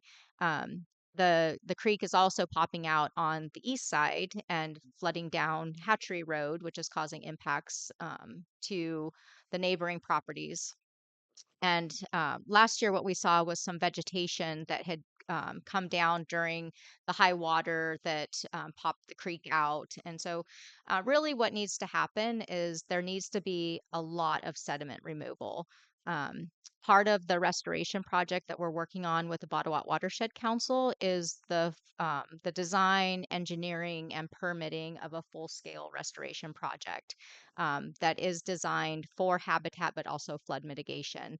So, in looking at those designs, it's a large scale restoration. It'll pull out all the invasives, remove a large amount of gravel and sediment from the creek, and then recontour the creek to be um, to have more capacity for anadromous activity, fish bearing, also replanting of native species for vegetation to promote wildlife and make it a healthier watershed.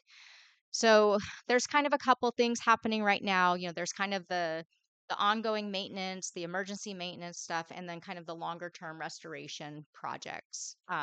We all know that Powers Creek has been impacted in several ways over the years. It was originally contoured by the Macintosh Mill when they put in the log ponds. They basically trenched it, and we lovingly referred to it as the ditch, and that's really what it became, because they took away a lot of the capacity of the creek to have any kind of natural formation. So it really was channelized, and we can see that it's been channelized through the city. The whole way it goes through town, it's got barriers on both sides. It's got concrete barriers right in the middle of town. And so, it's got a lot of impacts, but it still has a lot of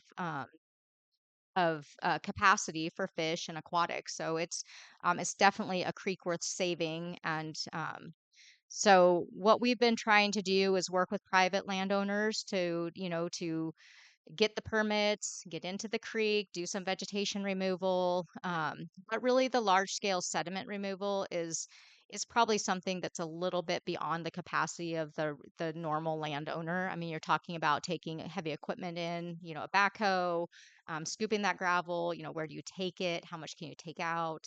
The permits are fairly costly, so we've been trying to um, kind of put a band-aid on it a bit with the property owners, while at the same time pushing really hard to get to a point where we can do a full restoration project. The city did a lot of vegetation removal this year on our properties. I had to go through the permitting process and through CDFW and, fill out tons and tons of, forms and applications. And, we had to have an environmental determination and everything. And we were able to, get that permit finally and get into the creek and do some removal by the town square, because there was some large scale impacts there and a lot of vegetation that was causing problems. We can't just go on private property and do that. So we're a little bit limited, but we definitely are. It definitely is on our radar. Um, and it's, like I said, it's kind of the short term fix and the long term project that's really going to reap the most benefit. The city did put in a grant through FEMA's hazard mitigation program under some disaster funding to purchase the Hatchery Road property, as well as what had previously been the Hawkswell property, so the property across from Mad River Brewery that regularly floods. And we don't know if we'll be funded for that, but the idea for that would be to kind of take those out of private ownership and be able to put them into the restoration project, where we could expand that flood mitigation footprint. The property on Hatchery has a development plan in place right now, and the owner is looking to develop it and is looking to develop it to a fairly dense level. So we've been trying to really work with the owner to talk about these ongoing issues and how they can mitigate them in the event that they do push for development, whether that's elevating foundations, getting into the creek, building some retaining walls. I don't know. It's going to be kind of a long term issue as they kind of move forward. So um, we last year we had some larger flood impacts when the culvert up on 299 overwhelmed the culvert behind the Patriot, which then sent all the flood waters right down Greenwood and right into the horse arena. So we had a lot of flooding down there that we had never experienced before. That was really an anomaly, and we hope that that doesn't happen again. The county and the state have been working with the landowner to see what they can do, because everyone pointed their fingers like this. Um, but that was a lot of water. I mean, it was like a river coming down Greenwood, and it went right all to our storm drain, which all went right out to our wastewater treatment plant. So we treated all of that water, which is not ideal. So Flooding, we didn't see any flooding this year at the Horse Arena Bridge. That stayed pretty steady. We did a lot of work and engineering when we put that bridge in to make sure that we were adequately planning for flood capacity and fish restoration as part of the new project. So we've kind of been designing these projects as we go with the idea of the larger restoration project. So that area held really well. Um, the real blowout was at the end of Charton Road down here, the east and west side of the creek. Um, so I know, Karina has had, she had some pretty severe flood impacts last year when Greenwood sent us a bunch of water down Broderick and Charton. That was a lot of water that came through there. Um, I know she had a concern about the porta potty at the horse arena. During the flood last year, it did start to tip over. It wasn't something like I said, we were not prepared to take that much water, so we were pretty overwhelmed at that point. It never did actually tip over, so it was fine. It's since been secured, so it can't tip over even if there are floodwaters. It's been elevated and secured to the fencing, so that's good. That is a oh, that's not rain, is it? Nice. Oh, okay. I was like, oh no. Not yet. Not yet. Just- Yeah. So, um, but yeah, other than that, it's these ongoing flood issues. For the city, our first job is to secure our city infrastructure. The first thing that we do is we make sure that all of our lift stations are working, all our pumps are operational, that our wastewater treatment plant is operational, that we're not overcapacitating those systems so that we don't get a backup. Um, so usually it's Glenn and it's now Chris are the two operators that go out and do all of that work. I'm kind of like the fifth man on public works, so I usually go out and put signage out for flooded roadways and to help more with traffic stuff because I don't know enough about all the other things, pumps and all that stuff, but I know how to do traffic control. Um, so our staff goes out, they check for downed trees, impacts, any type of impairments that create a hazard or a safety issue. Um, but that's really the extent of what we can do as a city. If someone's having an issue, um, a safety issue, the first call is 911. That's, our role is to secure infrastructure. If there's, a water break or a sewer break or something like that, then yeah, the city has a 24-hour line. We answer it. We'll respond 24 hours a day. But if it's a health and safety issue, that's a 911 call, and then dispatch will triage who comes and whether that's fire, sheriff, PG&E, whatever. But that's not the city's role. So that is probably what I have to offer as far as kind of a flood update. And I'm happy to take any questions. If you guys have ideas, I'm happy to take those as well. Mhm. I think the public's probably concern is everything that's happening for the horse arena, and if Mhm. that can be addressed in a quick and timely manner before we wait for the 3 or 4 years before whatever happens. So I Absolutely. think I Yeah. think that's the public's concern. Yeah, no, I So feel you. I live on Charton, so I have to drive through it. So yeah, it's definitely an impact. Like I said, part of the problem though is that that's private property. That's not city property. So we did work with Karen Barnes after the last event. mhm. Public Works did go over and we worked with her to help remove some vegetation and some things that had clogged up on her property that she wasn't able to do herself. Um, and it got pretty precarious because it was muddy and trying to get a bucket into the creek and we have to be very careful because we can't subject ourselves to a permit violation on that creek because this is the time the fish are in the creeks. We've got steelhead and salmon coming up, so trying to do what we could to assist her But that's also private property too, that it's not the city's responsibility. We're just there to help as much as we can because we're all impacted by it. And we're happy to do that, but we are a little bit limited. I'm hoping that, this year, once the waters recede, so probably like, June or July, we can get back into the creek and see if we can do some more vegetation removal or help out where we can. But we'll have to work with the property owners too, so that they have all the permits in place. That's really important because, like I said, we as a city, we can't take the chance of getting a violation through something like that. That could be very detrimental and costly. So.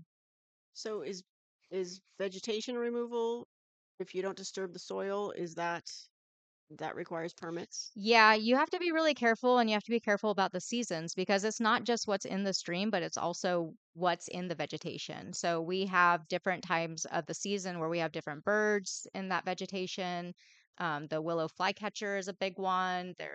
So it really does become an all habitat permit at that point.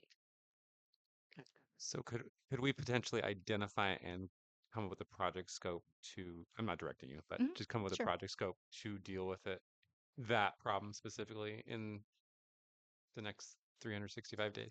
Yeah, like I said, it's because it's private property. We can't force someone, to go in and do this work. It's costly. You're talking about, heavy equipment coming in, and it's a little awkward. The placement, everything on the creek is narrow and it's hard to access. And, you're talking, it's not like some areas we've actually have been permitted in the past to take a backhoe and drive it up the creek on our property to be able to take sediment out where we could show that we were having these impacts.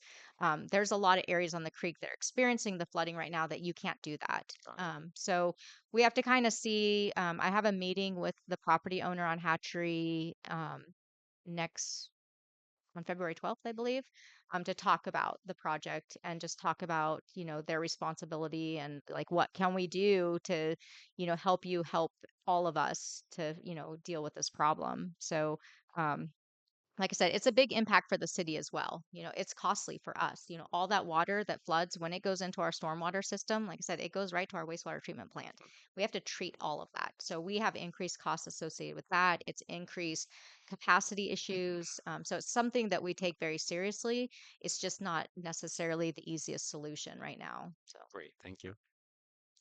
Anyone else have questions? I just have a comment that I appreciate the stabilization and elevation of the porta potty. Mhm.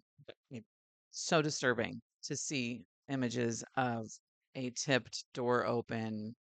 Who knows what is biocide, whatever coming Mhm. out into that water and where the water's going. And so I just want Yeah. to make sure that that is Yeah. stable, done, not gonna Yeah. happen. Yeah.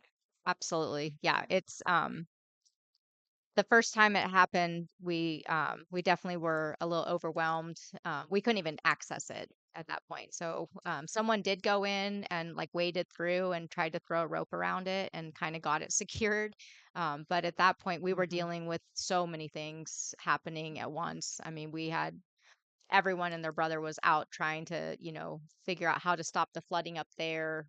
We finally got the water diverted back, but then it started flooding another property. I mean, I think we went through like, I don't know, 500 sandbags. I mean, it was, it was quite the event. So yeah, but I agree. So that's why, Glenn did go out and built a pad for it. And that's like Mr. Murray's here, so he knows how much that porta potty gets used by all the pickleball crew. So they were pretty hot on our tail too to make sure that porta potty did not get removed. We did remove it for a while because there was, the concerns about the floods, and so so we kind of caught it on all sides. People Mhm. wanted it back, people didn't want it there, so we came up with the idea of elevating it and securing it so that it wouldn't be impacted. Yeah, it gets used a lot. I Another comment? I do. Um, I think that we have several issues. We have Mhm. what's going on with Powers Creek, and Mhm. it sounds like you've got a good overview of identifying where that problem is, Mhm. and then obviously the constraints of species and permits and private property, and that is complicating. But some of the flooding that is occurring, so that's one issue is the creek. And then we have another issue with a property owner specifically. And then we have kind of the general issue of how we're responding as a city to some of the things that are either our resources or our property. So I'm taking the Powers Creek thing off the table. But and I'm not going to get too far into the woods on this, but the flooding that is occurring at the property, the green property on Broderick, it's not just that it backed up from Powers Creek and up Broderick. It's the volume of water that is coming off of a turtlebacked road, coming into her driveway, but also a phenomenal amount of water being discharged off of Prash Hall and into her property. So, and So, yeah. if I may continue, I No. and last night, or sorry, on Tuesday, she was really requesting some relief in the way of conversation with council and with the city. So I'm hoping that we can facilitate that conversation where it isn't just 3 minutes at the board. How can we have that conversation and really examine some of the issues that that resident has Yeah, had? and I would just caution that that you that issue is not, if you want to go into that It's a issue, different agenda. yeah, I just want to make sure we We need don't to make an bleed those agenda item, a together. future agenda at But next. I'm happy to, to talk about that. We are putting gutters on Prash, so that's coming. That will help to alleviate some of those issues as well. But I think we should either agendize that so that we can have a deeper dialogue, because there's a lot of information that's been left out of that Uh, conversation. So yeah. but I don't know that I can go into that because Um, the agenda item is well, Powers Creek flooding. That's great. I wanted to acknowledge Hmm. that we'd had this previously on Tuesday, and we kind of Hmm. are in the middle of a carryover. So identifying that there are 3 items revolving around flooding in the Powers Creek. The other thing that I wanted to bring up is I do appreciate that the infrastructure is first and Hmm. foremost, and it really has to be. But we also have obligations to our residents and to the environment. In the research that I was doing on porta potties, while there isn't specific guidance from the county as far as what they do um, in placement, guidelines that I saw for for the businesses that provide porta potties absolutely advise it is nowhere in a flood zone. And I think that's kind of for obvious reasons. Hmm. The second, I would think that not just elevating this and tying it off to to, to the horse arena. I appreciate we're trying to make a fast solution, but that's not a fast solution that came without a lot of work. This is, I think, the second time they had flooded out. I don't want to get into criticism of it, but I think that the city needs to take a more professional approach as far as addressing a porta potty that was standing in over a foot and a half of water, and however it was elevated and tied off, I still don't know that that is sufficient. It so far has has just barely squeaked by in floodwaters. We don't know when the next more floodwater is going to come. So I would just request that reevaluate its location to begin with, and either have develop into your response plan for these type of anticipated events like an atmospheric river to go ahead and just remove it and then replace it after the event. That way we don't have an issue, or to relocate it. But in what I'm seeing in the research, all of the advice is it just shouldn't be in the flood place to begin with. Thank you. Any other discussion from council? I want to let everyone know we're at 20 minutes now, so I'm going to I take just out. like to really quickly, on the tail of that, if we want to keep that porta potty in that general location, I don't see why we can't build a platform, a permanent platform for it and get it up to a couple of feet above ground level, so it's not going to be an issue. I would imagine there's some space. Yeah. Well, it's not, it's already not accessible, I don't think, right? It's not a handicapped It's not an version. ADA, but if we start to build infrastructure, then we have to address that. Okay. Yeah. Well, and I noticed there's still not a porta potty on a town square No, where not yet. so there's going to be one. Hmm. Is it possible that that one could replace the one that's down there? Well, the the one at the horse arena gets used a lot. We have, I mean, our pickleball Our pickleball group is very robust and they play like every day. And they use that routinely along with everyone walking and the people that use the horse arena. So it does get used quite a bit. And I would say that, with the amount of the height of the water in that area has never come up to a stage inside where there was any intrusion or any, you know, um, ability to intrude. I mean, when you go into those, they're also elevated more so. So the water in that area didn't come up to a point. And we did have the health department because the health department was called on us, and the health department did review it and didn't find a And problem. I would like to So interject on that.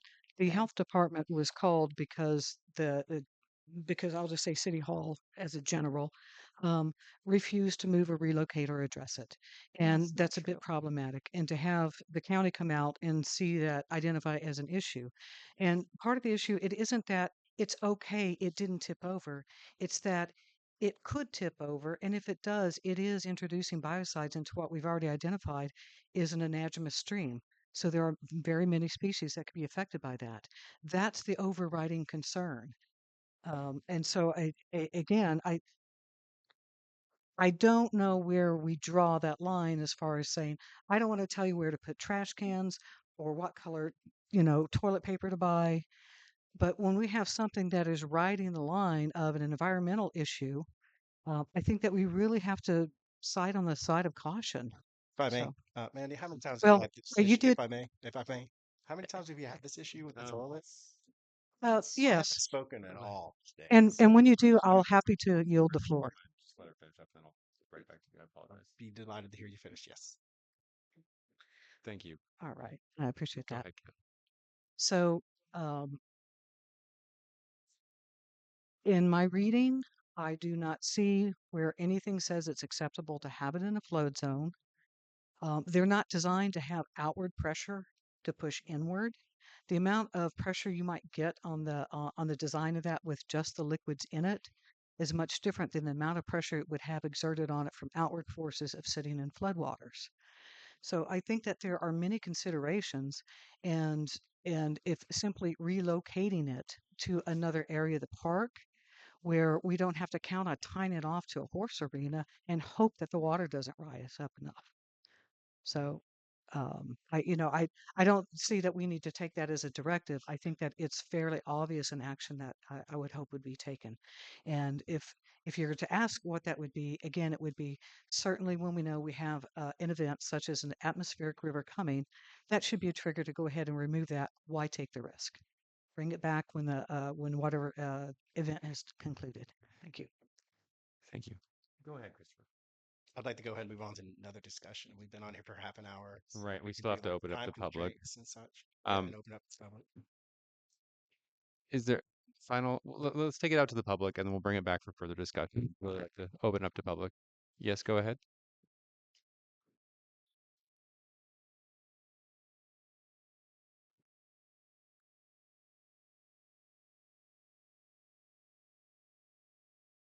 Just so you know, the name of the creek is Dave Powers Creek. It's not just Powers. It's named after that here and originally was Major People's Lake. But I thought that'd be interesting for you to know. I was engaged in dealing with this years ago.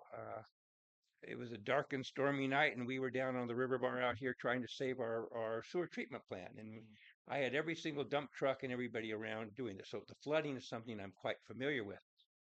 Historically, Ray Russo used to drive his D6 or 7 or what he have it down and took the gravel out.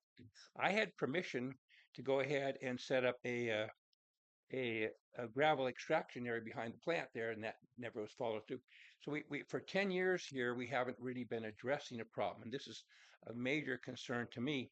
Um, and now I think, and this is a question for your staff: how much have we spent on this project? And I don't think we've turned a shovel as far as any kind of solution to the project. So I strongly suggest that we get this information from your staff. Strongly suggest we move forward. And I'll be quite direct with you. If we need a grant for this to help out the property owners, I'm happy to contact Roy O'Connor on the phone. Roy will say, Kent, call this person and this grant will come to the top level.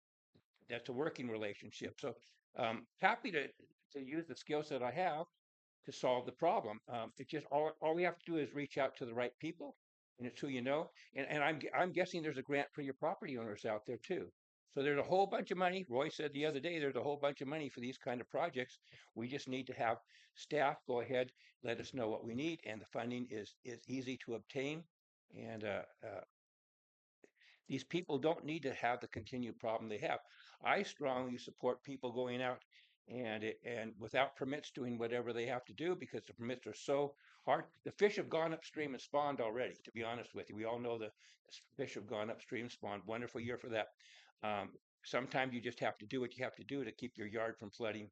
And I strongly support us looking into the situation of the persons that are being flooded out by the water coming off of Crash Hall sooner rather than later. So the public is willing to help work on this project, and all we have to do is being able to reach out, know what you guys want, come up a list, have your staff come up with it, and there are those of us who will go ahead and lobby as best we can, and that's what we do. Thank you. It is Dave Powers Crick. Thank you very much. Yes, go ahead. As Dave Powers' great great granddaughter, I'd like to say, Kat, you're absolutely right about the porta potty. And I hope that's taken under some consideration. I mean, there's no reason it can't be moved, when we know a big storm is coming. So if I can help in any way on the restoration, I'd be willing to. Thank you. Great, thank you. Anyone else from the public? Or, oh yeah, go ahead, sorry.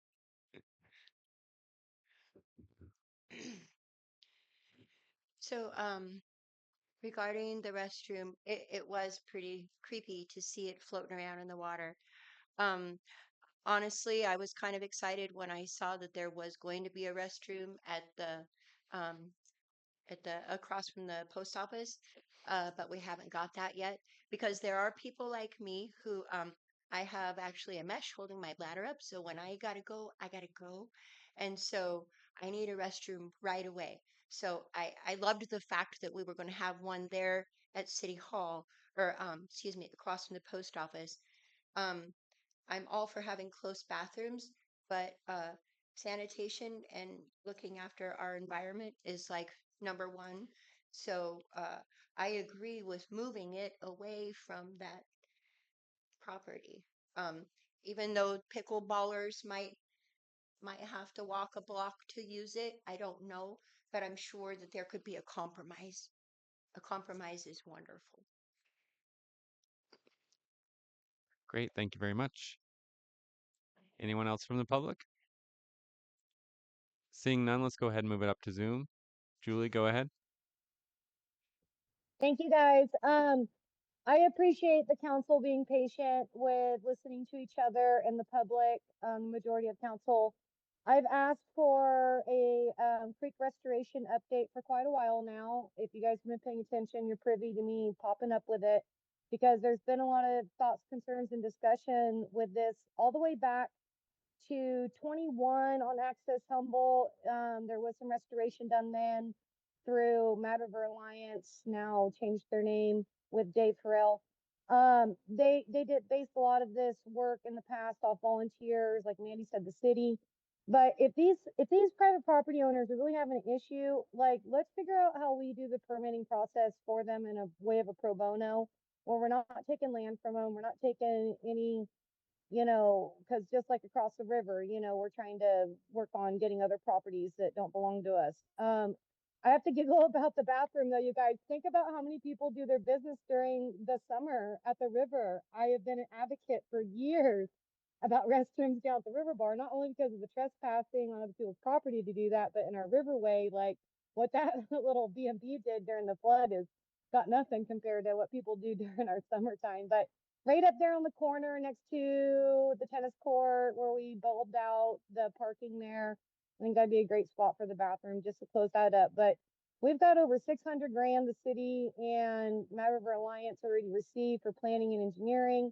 Like, let's get Dave in here. Let's get a real Powers Creek update restoration so that we can have more dialogue because we always get blamed as the public talking online about subjects, but you guys have to realize we only get 3 minutes and you guys aren't supposed to rebuttal. And so we appreciate a council that we elected asking all the questions that you did tonight. You are never a waste of our time. And I appreciate all of you in digging deep and asking to have even more discussion time. Thank you. Very much. All right. Final call for comment. Seeing none, I'm going to go ahead and pull it back to council for any final comment. I do encourage everyone. There's a watershed council meeting at the end of the month that's been scheduled. I don't remember the exact date, but definitely look it up and let's all get out there since we're all engaged and all into it. There's some solutions that we can work for. So come on out. Great, thank you. There's, is that their standard meeting? Or is something else? The date was just decided a few days ago, if not 4 or 5 days ago, something like Because there's an upcoming meeting about the Powers Creek Restoration Project, and I don't know if that's open to everybody. that. It's going to be here. Yeah, I'm not sure either. I'm not sure about the bill. I just know that, yeah, got the invite. Okay. Mandy, do you know the day on that for sure? The 15th. Okay. Off the top of my head, I don't. Okay, great, no problem. But yeah, but it will be open to the public and everyone. Yeah. This was just a discussion item, is that correct? Sorry, before it was labeled. So Yeah. So, okay, great. Thank you. All right. Moving on to the next item. Give me 1 second here while I load it up. We have council correspondence. Yes. You guys have a letter from Lori Ponte. And just to confirm, there's no comment or public comment on correspondence, is that correct? There have When I just I've all received it that came and was asked to be given as council correspondence.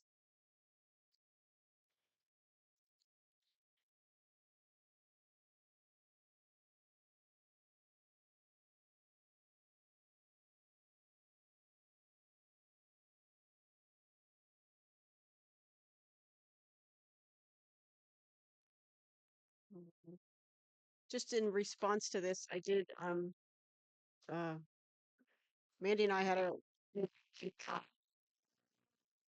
uh, about the website and updating website. So it's been clarified that staff will be updating any commission um appointments on the site so that that is going to be kept current and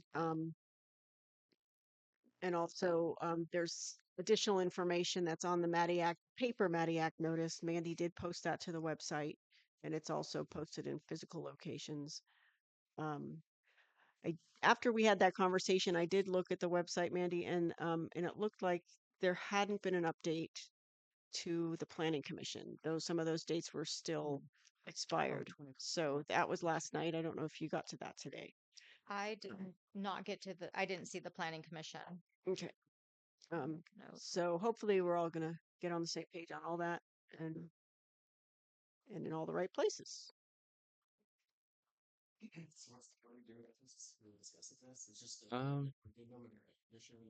I don't Yeah, think we. you can just accept the correspondence. Okay, great. And it's up to the mayor to choose whether you read it or how you respond, but you guys have all received it.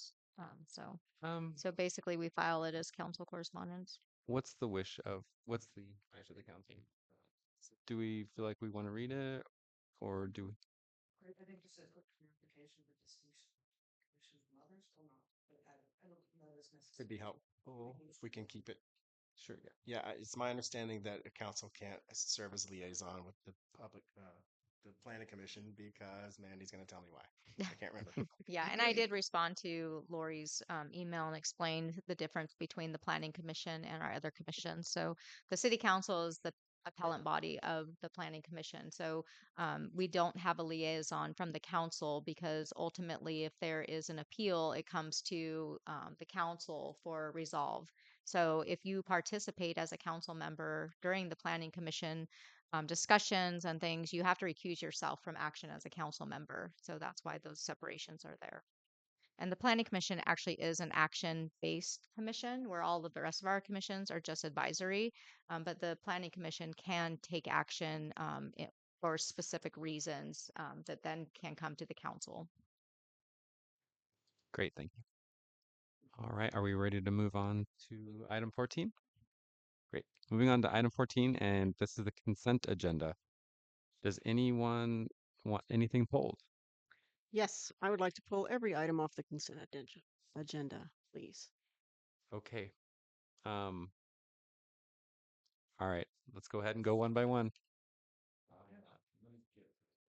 Yeah, learning. Are you learning them? So moving on to item number A, City Council meeting minutes, September 24th, 2025. And that should actually be 2024. I apologize. It's okay. I think it did a check on it.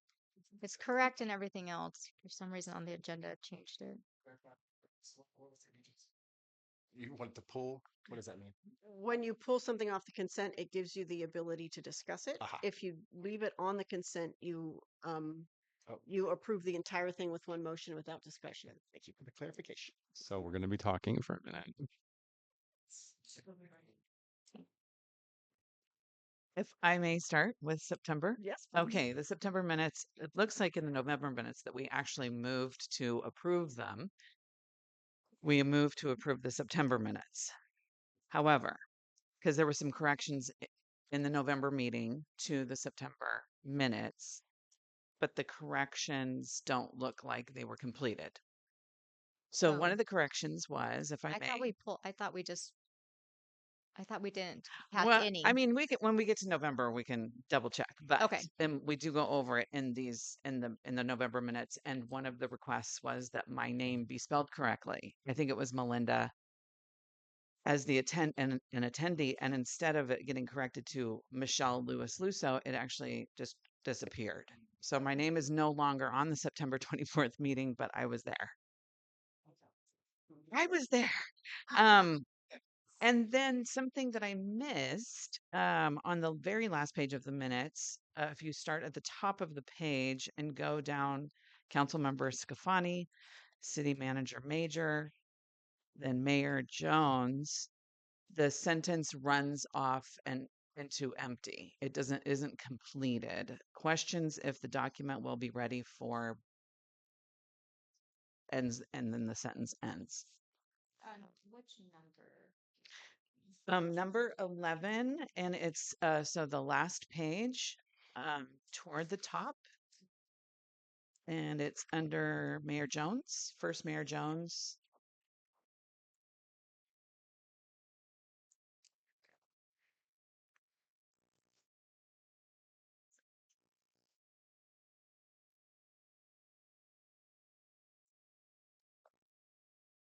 Big packet.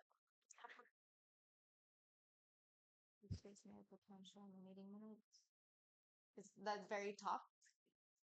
On the very last page, and we're on the September meeting minutes. Right. Okay. On So there's member I Stefani. see. Okay, Okay. perfect. Question if Okay, the document will be ready for something. something. And I didn't look at the video to help you out with that. That's okay. I apologize, but my name needs to be added back to the attendee list. Public present. I was public. That was all I had for September.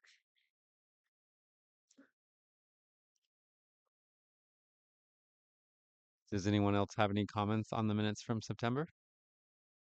Nope. Great. And if I let's just see if I had my meeting minutes, I might be able to fill that in, and you guys could approve it at the tablets. It's probably going to be in a different binder. And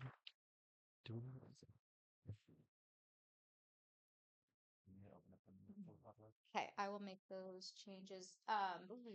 Because it's not like a substantial change, do you guys feel comfortable with me adding in your name and adding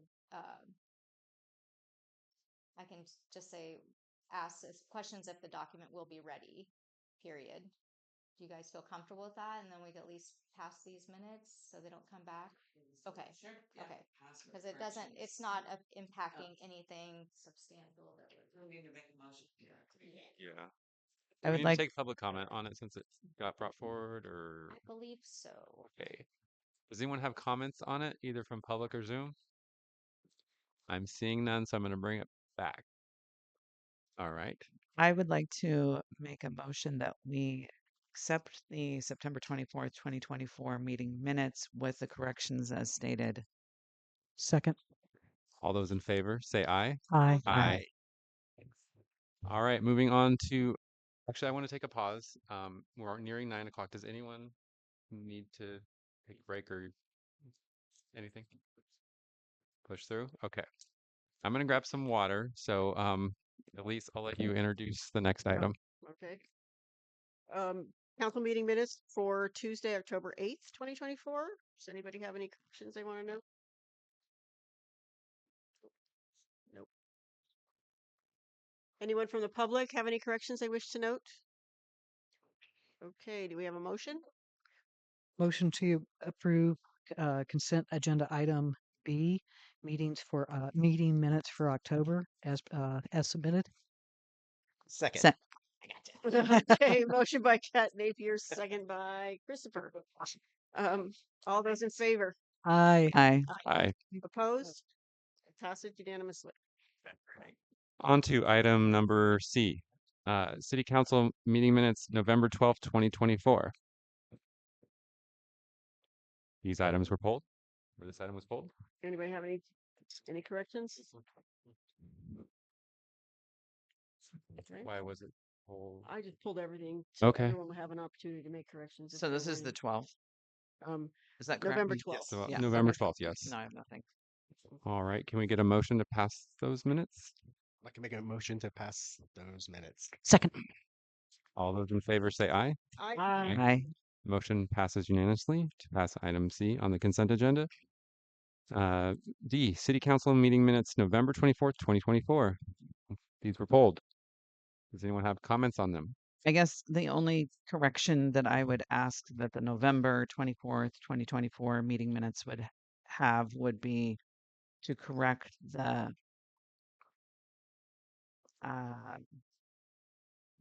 motion or correct the September 24th meeting minutes directive. I mean, although there is another correction in there, so I don't know if we need to correct these minutes or not. The question is, do we correct the correction? I don't. I mean, Oh, well, I think it's good to include that because those were two very pointed comments. So yes, was I guess then it just and it really doesn't. Then I guess the motion to approve in there would oh those September 24th meeting minutes would need to be corrected or something. I'm not sure. those when that's awkward. Okay. So it looks like those were previously approved, so we actually brought them back with the changes, except we missed the correction on your name. I see what you're saying now. That's okay. I think we're good. I don't think it's going to cause a problem. Eventually, it all is going to work out. All right. Any other comments on consent agenda item D? Can we, Nope, good. any comments from public? Seeing none, we'll go ahead and get a motion to pass item D. Motion to approve November 24th, 2024 minutes. Second. All those in favor say aye. Aye. Aye. Aye. All those opposed? Seeing none, passes unanimously. Moving on to item E, City Council meeting minutes, December 10th, 2024. Any? I have Go a ahead. correction. On page 4, towards the bottom, like 3 lines up from the bottom, it says Mayor Pro Tem Scafani contacted RCEA about the RFP timeline. I'd like that to state that I stated it was my understanding it would be not a 30-day RFP, but a 90-day RFP.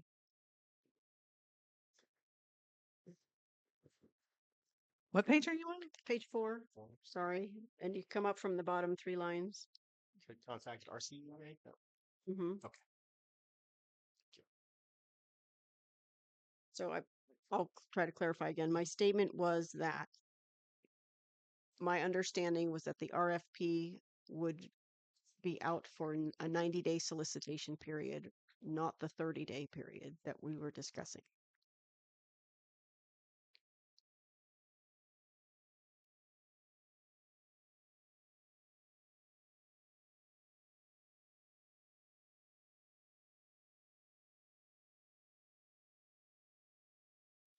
Any other proposed modifications or amendments? You're in? No, you're good. Just make sure. Can we get a motion to pass those minutes for item E? Are we on E? I think we're on E, right? Yeah. On consent agenda item E, can we get a motion to pass that? Things in normal. Motion to pass item E on the consent agenda. Second. All those in favor say aye. Aye. Aye. Aye. All those opposed? Lisa, did you aye? I Great. Passes unanimously. Item number F, City Council meeting minutes, January 14th, 2025. This was pulled. Does anyone have any comments on these minutes or need corrections? I didn't even have a chance to look at them. Anybody? Did anybody proof them? It looked fine for me. Anyone from the public wish to comment on those items? Some jumped out. Seeing none, can we get a motion to pass consent agenda item F? Motion to pass consent, whatever F, whatever it's called. Second. All those in favor say aye. Aye. Aye. All those opposed? Elise, did you? Sorry, that was my silent I. Okay. Yeah. Um, all right. I So distracted motion to pass consent agenda item F passes unanimously. On to item G, warrants and disbursements in December 2024. Does anyone have any comments on this? Anyone from public wish to comment on this? Anyone on Zoom? Thank you. Can we You get? have a comment. Okay, great. Um, I usually run down these things and look at things that have items that have big numbers, such as check number 12555 to SHN for $7,091.25. This is the first page. And I would really like to see some invoices from SHN or more detail on these that talk about the different things that they're doing, because we spend quite a bit of dollars with SHN, and so it'd be helpful to see a little more detail on those items. And then I'm looking at the next page, 12573, to Mercer Fraser for $30,000 even. Do we know what that was for? Yeah, so that was the road paving work that we had them do through our RMR funds. So when they were out paving Greenwood, we had them also pave sections of C Street. What's the one by the town square?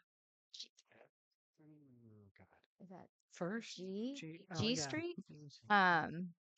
And a couple of other locations in town. It's too hard. So that was the 29-ish thousand that we approved to go. That's that separate grant fund that we talked about a few months ago. Yeah, so we receive road maintenance rehabilitation funds from the state, and each year we allocate those funds for road maintenance activities. And this year we had allocated those funds for additional, usually they're maintenance based, so paving, it usually goes to like pothole repair and general paving. This year, because Mercer Fraser was paving on Greenwood, we were able to extend the paving options in the town and get a cheaper rate because we didn't have to pay for mobilization. So, So you said they did C Street and something on C G Street, in front of the town square, and there were a couple of other down on Hatchery, um, and a couple of other locations that Glenn had identified as areas of need. Okay. Um, so Sequoia construction on the town square, 12,580. Is that a balance left over then for construction? Or is there more to come for that? No, that's the final payout for Sequoia. Okay. Um, and 12,597, is that the final payout to RAO? No, we have not paid out the final invoice for REO. I think that's all I have. Thank you. Any other comments from council on the financials? I would like to also see more detail with SHN as well, Sure. if possible. Thank you. I don't know that we can put it in warrants and disbursements though, because we're limited in this report. So we can probably do something separate. Awesome. Thank you. Yeah, maybe if there's a spreadsheet or something that we could do separately for planning and engineering work, it'd be nice. Great, thank you very much. We'll go ahead and take it out to the public if no one has any more comments. All right, moving out to the public. Any comments on warrants and disbursements? Seeing none, actually, excuse me, we got one on Zoom. Julie, go ahead.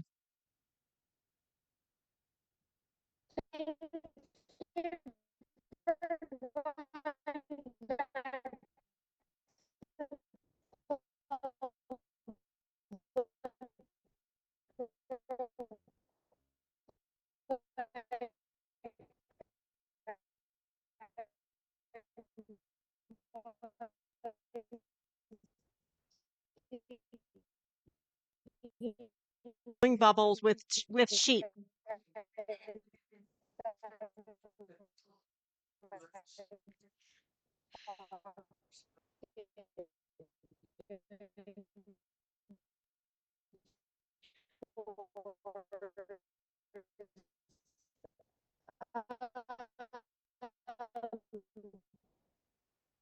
Julie, listen to the recording later. Sorry we couldn't hear you.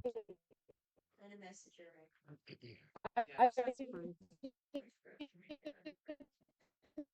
think we need to.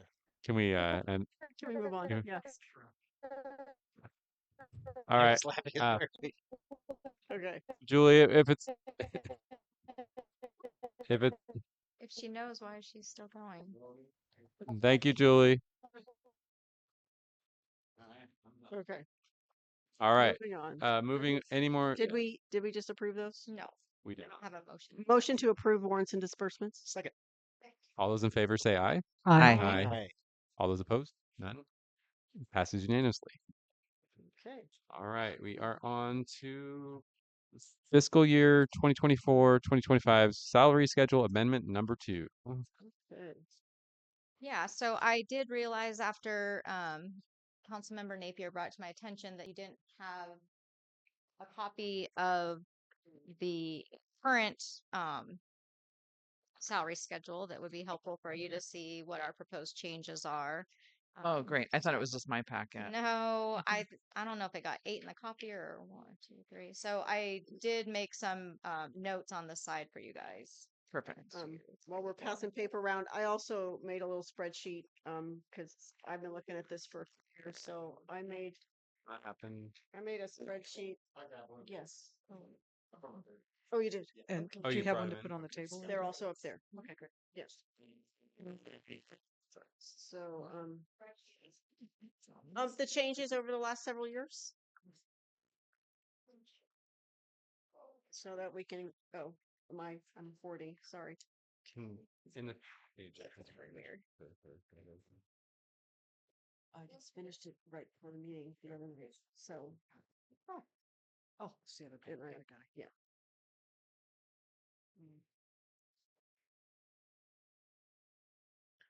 I'm, do we begin with some questions or where are we, Mayor? I think Mandy was going to speak Mhm. on the matter, and then let's go ahead and have questions. Is that okay, Mandy? Yeah, that would, Okay. yeah, I think it'd be helpful to explain what we're proposing. Okay. So as you know, the minimum wage changed on January 1st, 2025. So we have a couple of position line items that we needed to increase that hadn't quite met that 1650 threshold. And in doing that, I needed to bring into kind of bring up to par some of the other positions just to kind of reflect the progressiveness of the salary scale. So I'm proposing to increase our office assistant rec specialist position. This is a very entry level position. This is like our first year kids, the 15-year-olds at skating, maybe working a break camp. We start that at the very start of minimum wage, but they are given opportunities as they progress to move over. And we do like to progress them over as they gain skill sets because they don't cost us a lot. They're not benefited. They work very minimal hours. So and you know it's nice to be able to show some progress for them as they gain skill sets and reward them for that. But we do like to reserve that as an entry level position. Um, the rec coordinator position is just kind of a cleanup. It was starting at $17. We didn't have another $17 position on here, so we changed it to 1706.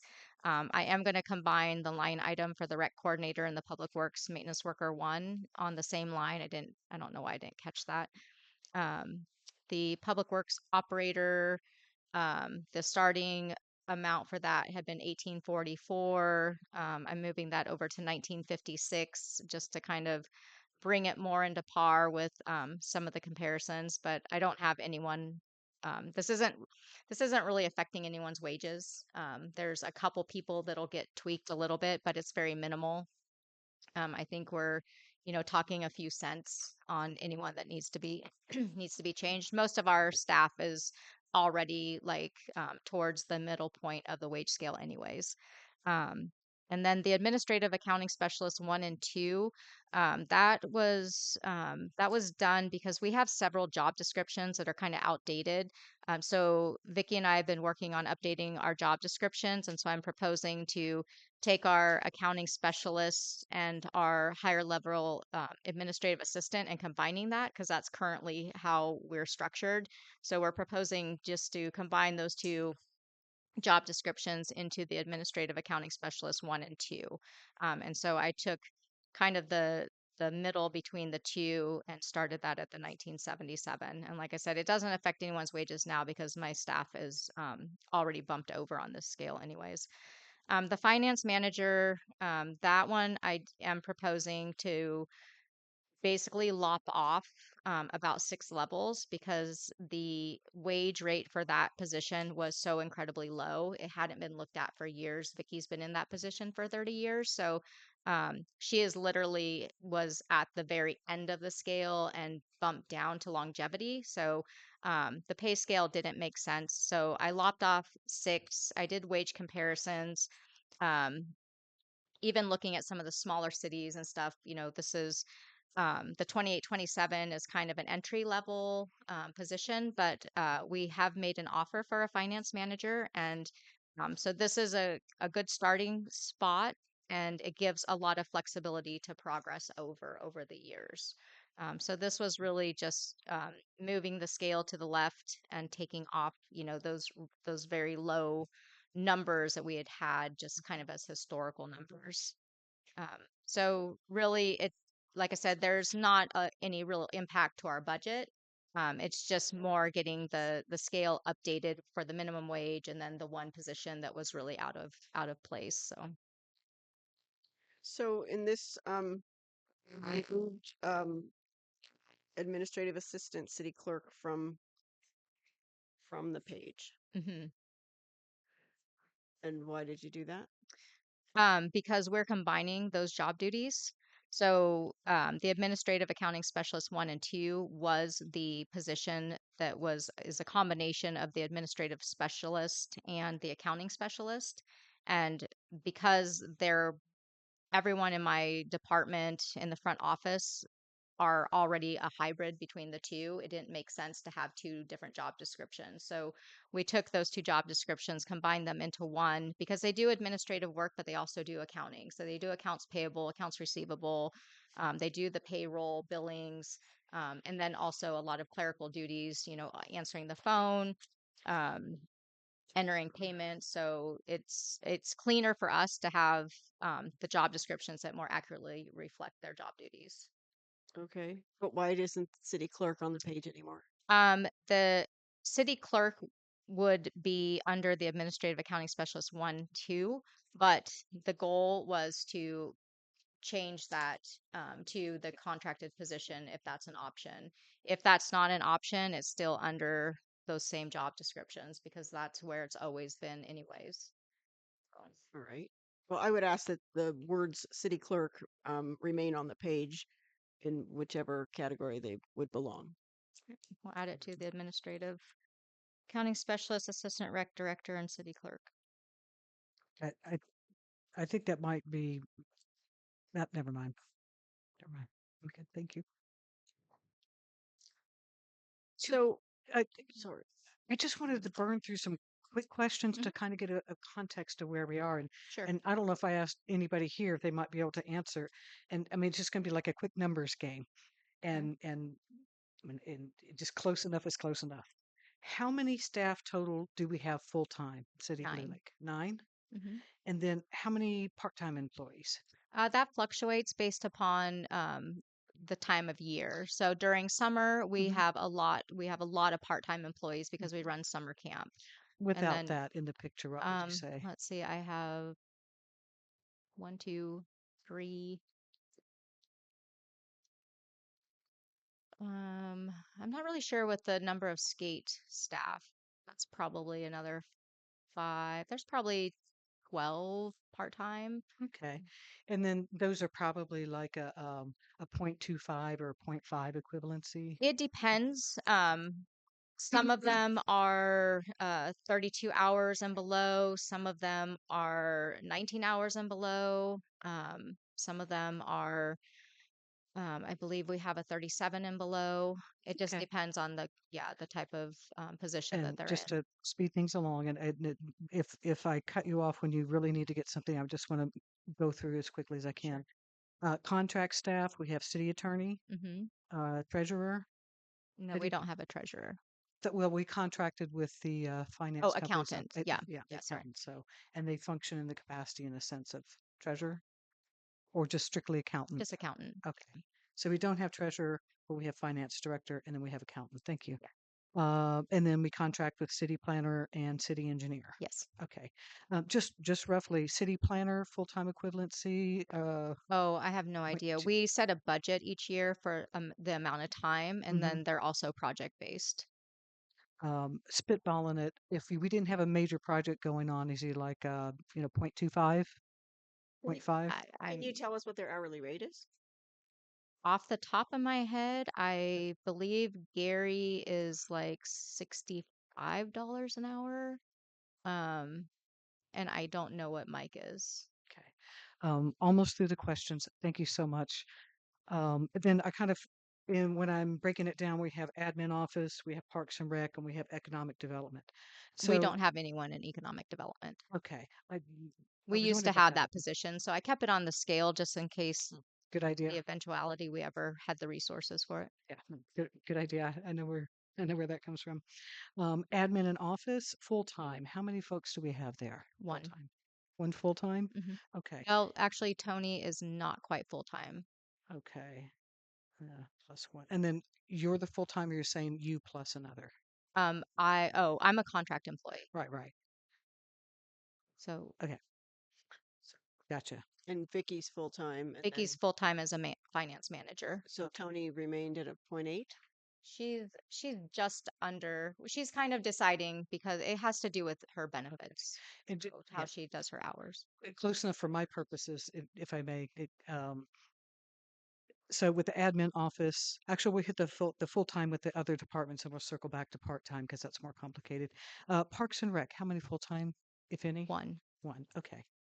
Going back to admin office, how many staff total and about how many? I guess you could just say full time equivalency hours total. Office staff, I have 2 part-time workers Okay. that work 9 to 12. Okay. Tony works almost 40 hours, Okay. and then Vicky is full-time, Right. and then myself. I mean, I thought I'd seen some other folks there in addition. Mm-mm. So, We used to have Annalie, but she was training to transfer to the finance manager so position. we have you, Vicky, Tony, and that's like pretty much That's the regular. full-time. Yeah. In And the then, mornings, I have Rosie and Melissa. okay, Rosie and Melissa. Mhm. Okay. Okay. Thank you. That was really helpful. And then Parks and Rec, kind of putting out the outside noise of seasonal kind of stuff, but just on a regular day to day, what do you think you have on part time? 2. One's not full-time, but we're planning on switching, hopefully going to Okay. full-time. And probably 20 hours or less on both part times, like a Y- 0.25, 0.5. Sure. Yes. Okay. It helps me to put in context when I look at the different jobs descriptions and stuff. And then, well, where did I have it? Public Works. That's the other one. Public Works. Mm-hmm. What do we have in the way of Public Works? How many full time? How many part time? I have 4 full-time and Okay. 1 part-time. And that's Public Works Director Mm-hmm. full time, Mm-hmm. Public Works Superintendent Mm-hmm. full time, Public Works Supervising Operator full time. Yes. Okay. And And I have a maintenance worker, 1 and 2. And then another maintenance worker, 2 part-time.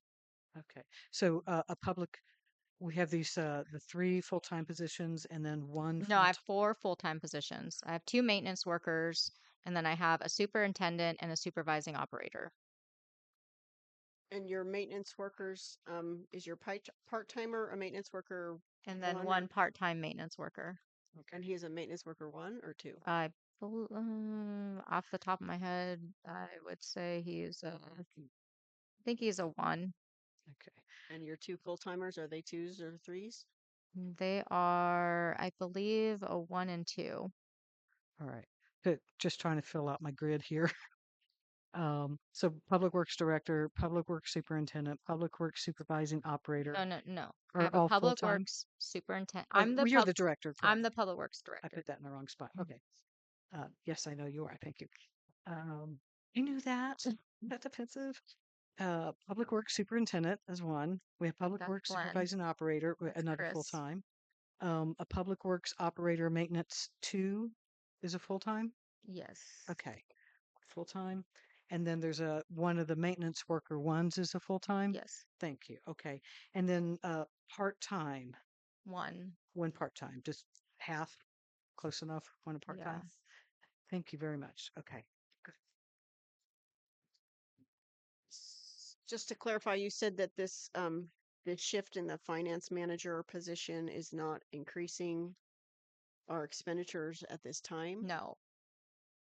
because the new hire was offered something in the original pay scale, I guess. Well, this is a portion of the original pay scale. So basically, what I've done in most of these is just taken off a couple of the levels and shifted them over so that we stay on the same range because most of my people are already in the range. So, um, but the finance manager was so low on the front end that I had to shift it over 6 levels. So the starting range is the 7th level of what the original pay scale was, which it was just That's, extremely low. It just hadn't yeah, historically been updated. excellent move. Yeah, Round of it's applause. it's just easier to kind of keep everything and just shift over and then add to the right. Right. So I think I asked you this when we looked at the pay scale at budget time. I asked when there's an increase, does the employee get the increase at the step they are at, or do they? And you answered that they drop down however many steps to keep the same rate that they're getting paid. and then they get a step. They may get a step increase If at there's their an annual. adjustment to the pay scale that necessitates adjusting their wage, we will find the nearest wage rate that's reflective of what they were being paid at that time. Unless there's like unless this is part of like a COLA or something different. But Right. right now we're just trying to move the scale around to accommodate the minimum wage changes and make the adjustment for the finance manager. So they're the if we have any entry level Parks and Rec, they've actually already been moved because we had to move them in January anyways. So to be on par with the minimum wage requirement. So Okay. this isn't going to have an impact really to anyone's wage. It might be 3 cents or something Sure. minimal, Sure. but it's just to get them on the nearest So, rate. so one of my concerns is as we're making these adjustments, I see in just referring to my chart, there was a 7% COLA increase, which obviously everybody got in 22. Hmm. There's been significant increases in most of these areas.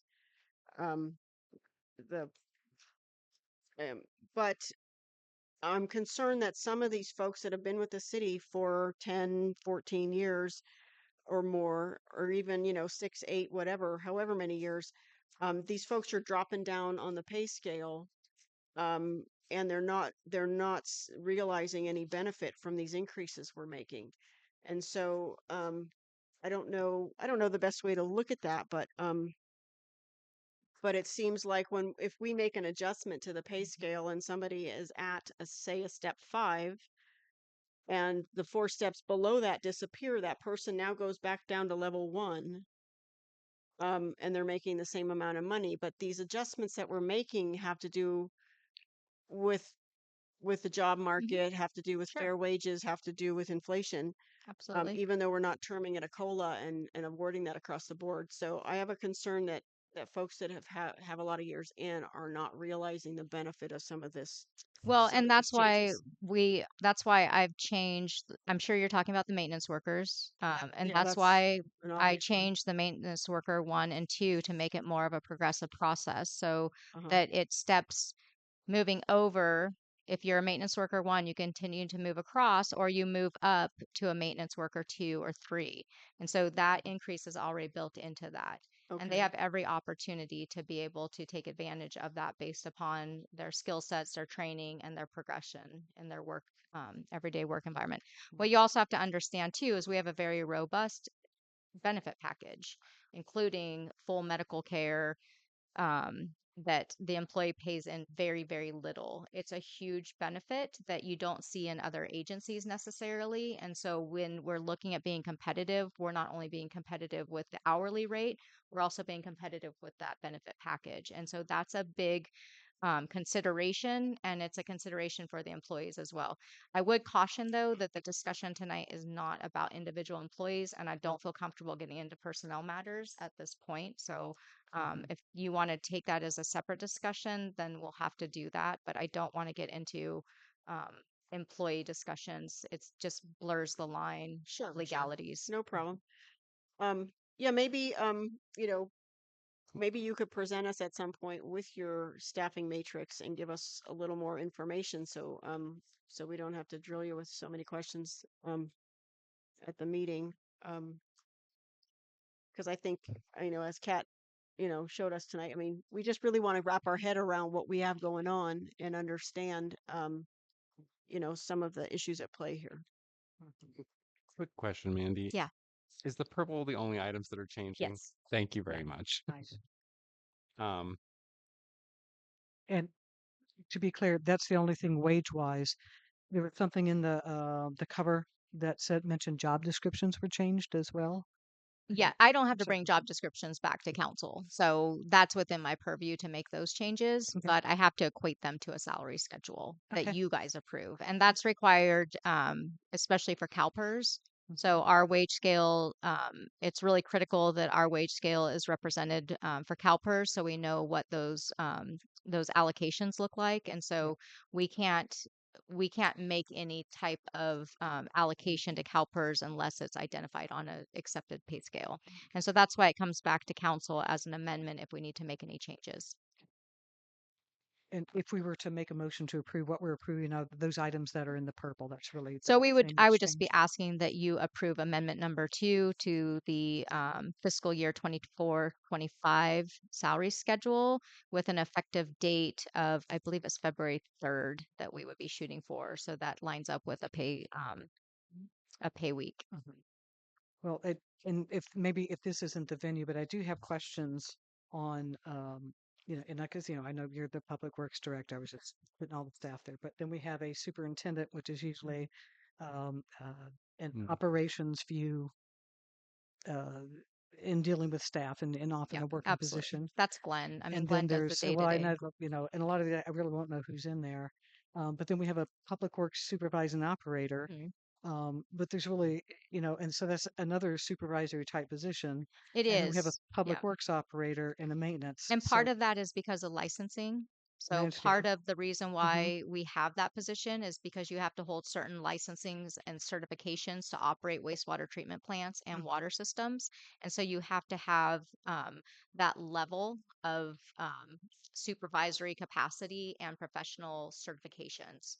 So it's more, you can be an operator at a lower level. Hmm. And so that's an opportunity for our crew to bench up based upon their skill set allocation and acquisition. So you can start as an operator, but if you want to move up to those higher level certifications, then we have to have that higher level staffing I think title. this is we're getting a little further out.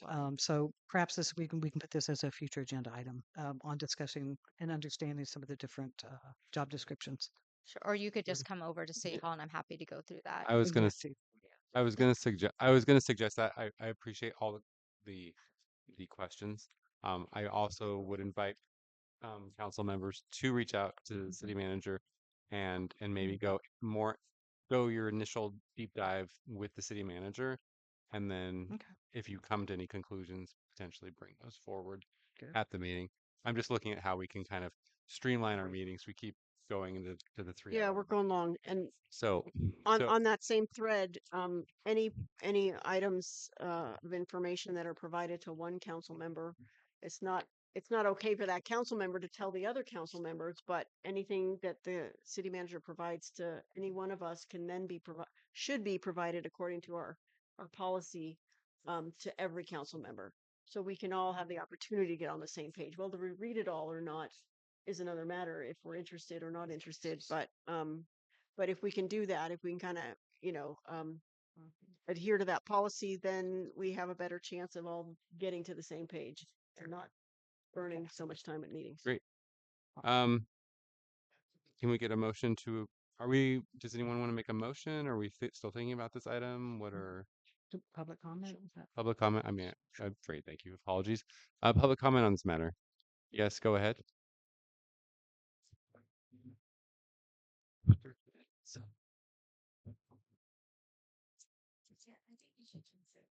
So, I think I should get one of those lift chairs that pick me up. Um, I would think the public and possibly you folks would like to know the rates, not in contract positions you have here, and I appreciate all the questions you had there. That's great to see people actually asking questions. That's a whole new thing. Um, but the other contract positions we have here, such as what is our hourly rate for the attorney, uh, and what is our hourly rate for our engineering expenses? I think those should be all here as far as being transparent. The other thing was the city manager mentioned earlier, or that it's not your discretion to change the job descriptions. That's within her purview. But I think, and I'm not don't know how that works, but I think you would like to see the changes that are made in job things, or I would like to see them if we're going to have major changes in a job position, and that enables us to reflect on somebody's getting a pay increase or something, not because they're. It's just something I think we should all know the job description, and that should be clear for all of us. So those are my only comments. So I'll sit back down somewhere closer by. sounds good. So Mandy, could you add all those contract positions to this Sure. sheet, please? Thank you. Anyone else in public want to make a comment? Anyone on Zoom? Seeing none, I'll bring it back to council for potential discussion and adoption. Action. Does anyone want to make a motion? As soon as I can find it. It sounded like a long one, and I don't have the sheet in front of me. So motion to approve. Somebody read that. Salary schedule amendment number 2, fiscal year 2024 to 2025. Okay. So we have a motion from Napier, a second from Fire. All those in favor say aye. Aye. Aye. All those opposed? Hearing none, the motion passes unanimously. All right. Fiscal year 2023-2024 budget amendment. Yeah, so this one feels a little awkward, but it is just a cleanup of some gas tax transfers. So some of our funds come in at different times of the fiscal year, and we had some eligible street projects and work that were done right at the end of the fiscal year, and our gas tax revenues came in a little bit later. So this is a transfer of those grant funds into the general fund to pay for the those costs. So um, you'll notice when you look at your financials, you'll see an item that'll say transfer in, and that's usually what happens with something like that is we have say we have a street fund, a specific street fund, money flows into that street fund, expenses flow through the general fund, and then the transfers take place between the funds to true those up because our funds don't always come in at the same time as our expenses. So the general fund can pay for the expenses, and then as the funds come through, then we'll transfer those over to put back into the general fund. So we had some extra gas tax revenue that came in, and so we wanted to apply that so that the general fund gets replenished with those grant dollars. The goal really is to pay for as much of city work and infrastructure and projects with grant funds versus, general fund revenues that are a little bit more flexible. Those are your property taxes and things that you can allocate to projects that aren't as specific. Great. So we got an extra $26,000 that's going into the general fund from the From the gas taxes. okay. And also an additional $2,013 into Fund 30. Yes. And the highway and users, the Fund 25, so we're getting additional there as well, or is It's that just, right? I mean, it's not necessarily an additional, it's just the timing of when the revenue comes in. Yeah. Okay, So we so we project didn't, those revenues, we, but it's the timing of when we actually receive the cash. So it's the accrual process of um, capturing and replenishing the funds that have it's it's kind of like you paid for it out of your savings and now you want to like replenish it with, so but those revenues were greater than expected, correct? I don't I'm not I mean, sure. that's what that looks like. The budgeted amount was probably based on the previous year, and then Yeah, and we had eligible street expenses too. So we don't always, it depends on what projects we have and what time they come in. We had some projects that came in right at the very end. Sometimes we carry them over. So it's just based upon what the eligible expenses were as well. Any other questions from council? Seeing none, we'll go ahead and take it out to the public for a comment. I motion to approve fiscal year 23-24 budget amendment. Second. All those in favor say aye. Aye. Aye. All those opposed? Hearing none, the motion passes unanimously. Can't even talk anymore. Okay. All right. Hold on to your hats. Let's see, what are we on now? We are on 14. City Hall signage. Okay. No, no. All right. 14J. So City Hall signage package. So City Hall is in need of some new signs. We Our entry signs, just our regular office hours, are they're like some old wooden signs that just don't really they're just in bad shape. And then our sign out front is that burl, and it's literally ready to fall apart. So we wanted to get some new signage.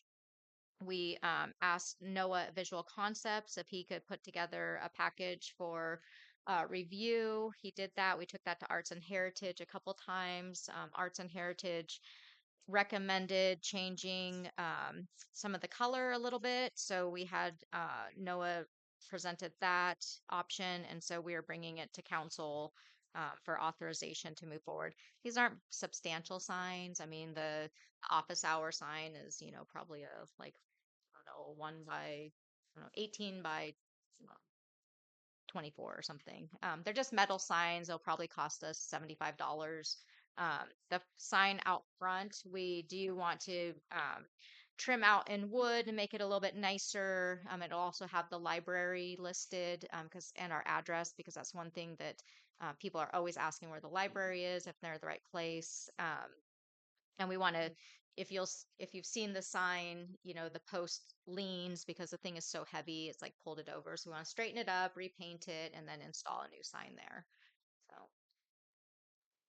Sorry, I'm kind of the sign guy. okay. So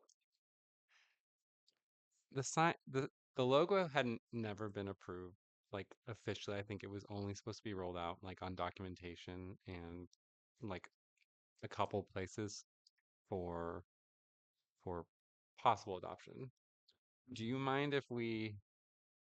I mean, I'm not saying what we're doing, but um, do you mind if we take it back to respect or potentially take it back to Arts and Heritage and have them do like a final poll, like, hey, is this what everyone wants?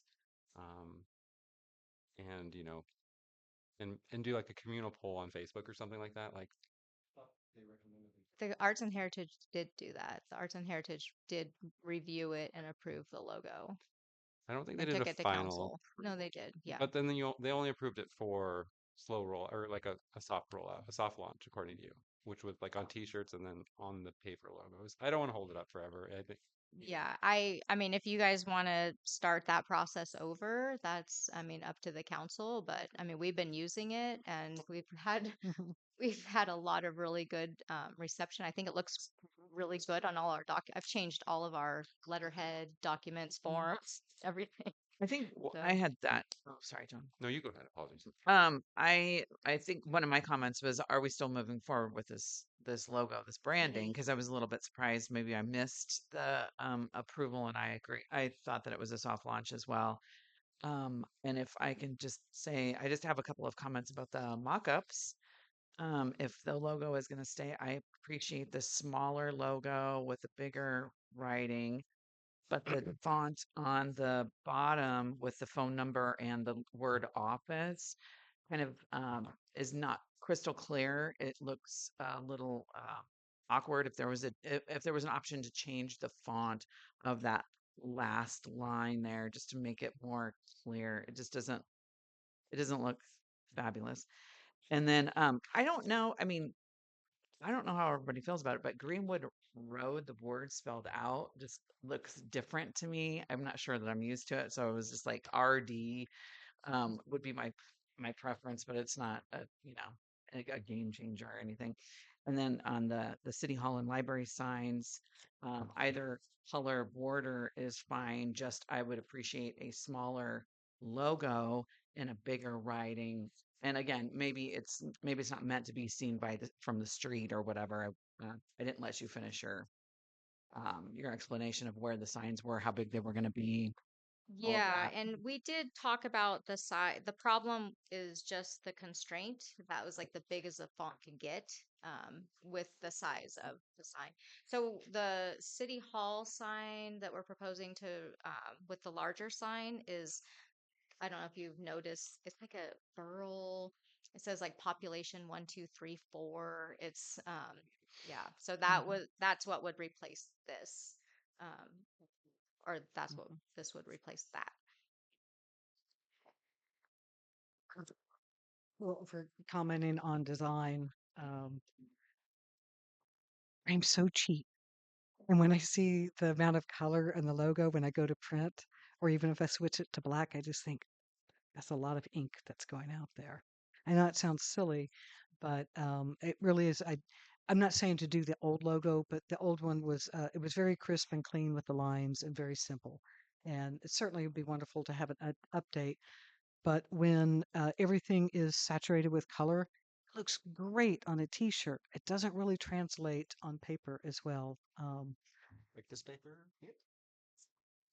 So I'm kind of inclined to just I mean, we have send a it. black We and can white version of the logo as well. even then I'm more inclined to just rather than continue running down the road, and we had it was supposed to be more of a soft launch too, is my understanding, is just send it back to Arts and Heritage one more time. Let's go back through the process, and then we can get back into agreement on and move forward with it. So what do you want me, Yeah. Arts and Heritage approved it. So what do you Yeah. want me to So tell them? concern. You want to have You them know, look at it again? Excuse me. Well, they can make Hang on. Excuse me, Point of order, Mayor guys. Sawatsky. Everybody calm down. Everyone, let's re-centralize. Um, Let's let's order. let's go ahead and order in the court. Not really, but all right. So let's I have a comment when hang on it's one moment. time. We're gonna recalibrate. Everybody, just take a minute. Let's all count to 10, and we're gonna start over. Okay. I apologize. Who was talking last? I think oh, I think I was trying I'll to be done. answer Kat. Okay. Why don't you go ahead and answer Kat, and then we'll So continue. my question is, what do you want me to tell Arts and Heritage? Because Arts and Heritage did do a lot of work on this and did send this to council a while ago with their approval. So what is it you would like to tell With whose them? approval? Arts and Heritage, you're saying approved Yes. it? Yeah. Okay. Yeah. We're They went still through the whole process with us, working on the colors, the ideas, the logo. They approved the logo. They sent it to council, the prior council. And then they also done this sign package and sent that to you. So I'm not sure what you want me to tell Arts and Heritage. My turn. Um, you were done. No, go ahead. I'm just All right, go taking ahead. it in right now. And then Chris, I'll come to you next. I apologize. No, just let you're fine. So, just in terms of the previous council, this logo was never approved as the new city logo, as the new city brand. There was a discussion in the September 24 meeting, and you guys can see that in the minutes that are in the packet, where we talked about it.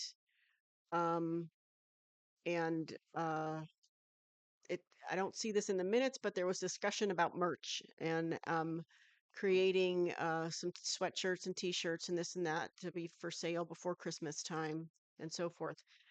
Um, it was never, the council never was never has never been asked to approve this as the new city identity. And so I feel very strongly that it shouldn't be until the council has approved it. And so this, I have also reviewed every Arts and Heritage um, Commission meeting and looked at how involved they were in the creation of the design. And I've also looked at Facebook, and I've seen posts by Noah and whatnot, where Noah identifies Mandy and Emily as the two people he worked with to create the design. Um, so my concern is that the community has never really weighed in on the design.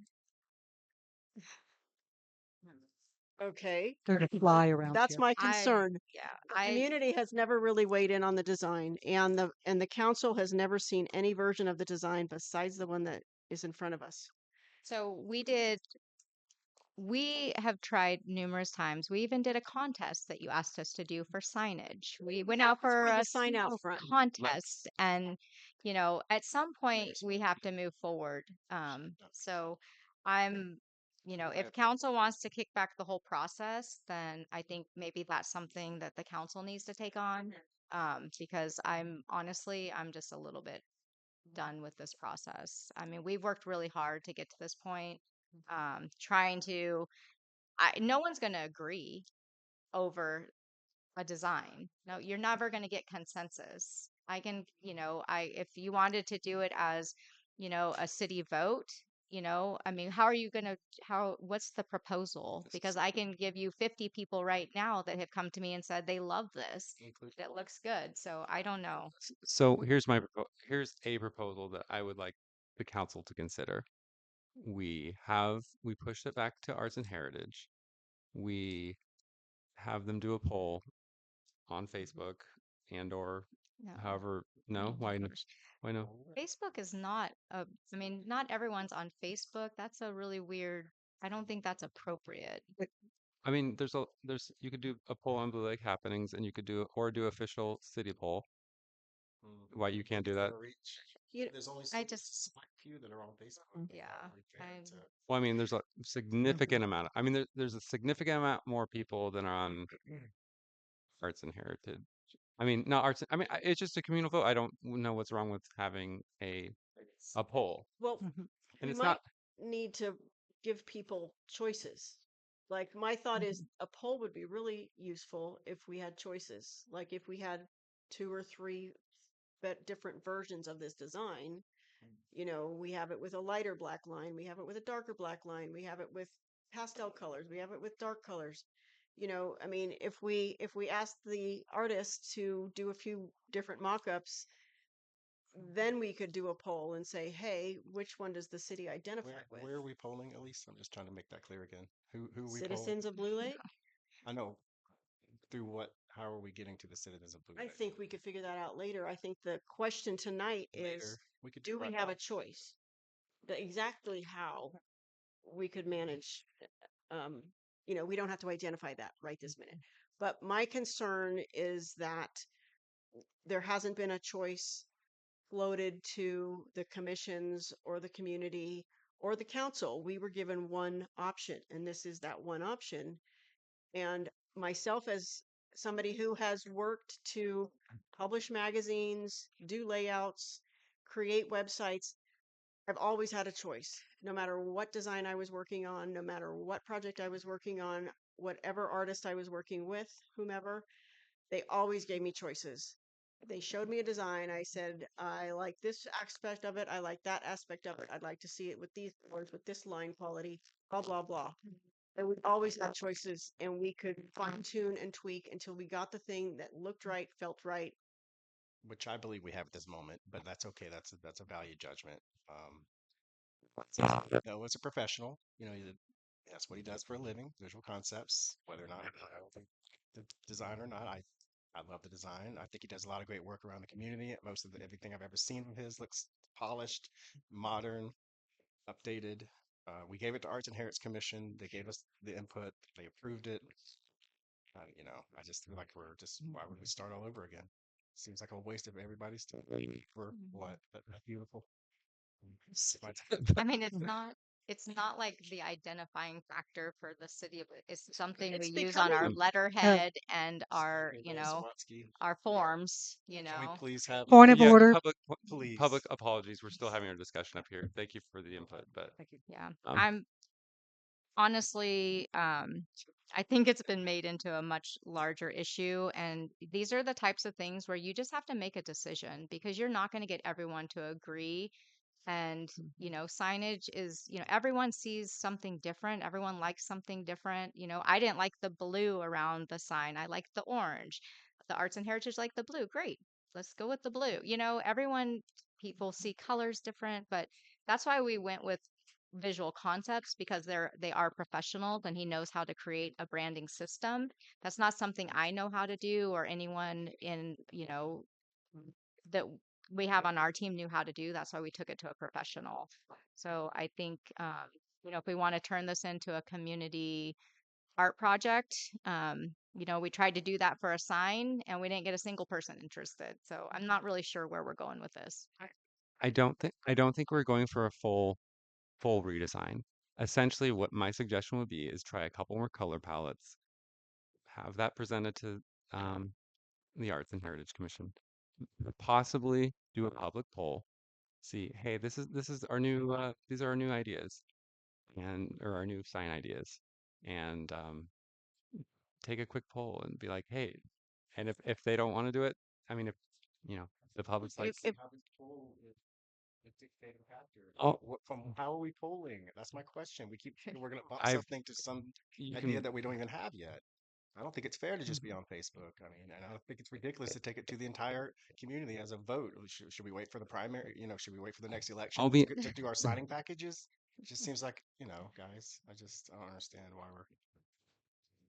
yes, go ahead.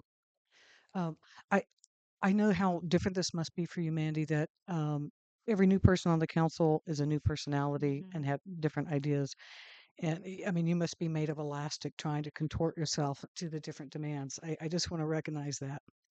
I think that what I kind of see with this council is that process is very important in how we approach things or if we approve something. And I won't stand just on principle alone, but I think it's kind of clear that we're asking to send this back to Arts and Heritage. I mean, we're not getting. It doesn't sound like we're going to have an approval today, no matter our level of impatience. And I I think we respect know the that too. amount of work that has gone into it. I think we send it back to Arts and Heritage for a couple of cycles and allow people an opportunity to comment. Through that process, if they want to take a poll or register, or they can have a petition if they want to.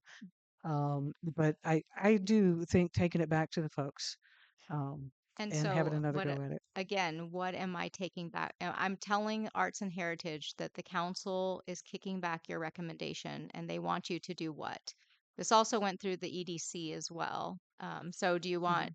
I mean, I feel like you're saying to the Arts and Heritage Commission, we don't like what you recommended. So what would you like them to do? Because I think they're gonna say, we did recommend this and we did review it and we liked it. And so I think you need to determine what it is you want to do. Then Tell we can them to start the redo process it. over. Wow. I'm, You know, so I I mean, I'm, mean, it's so I'm gonna, I was really hoping, I didn't want to share this, but one of the commission members did tell me they felt like they got shut down at the last meeting. Um, I'm just putting that out there. okay. You know what? I'm just Maybe telling. this is a great one for you to form an ad hoc on, and you guys could take this issue.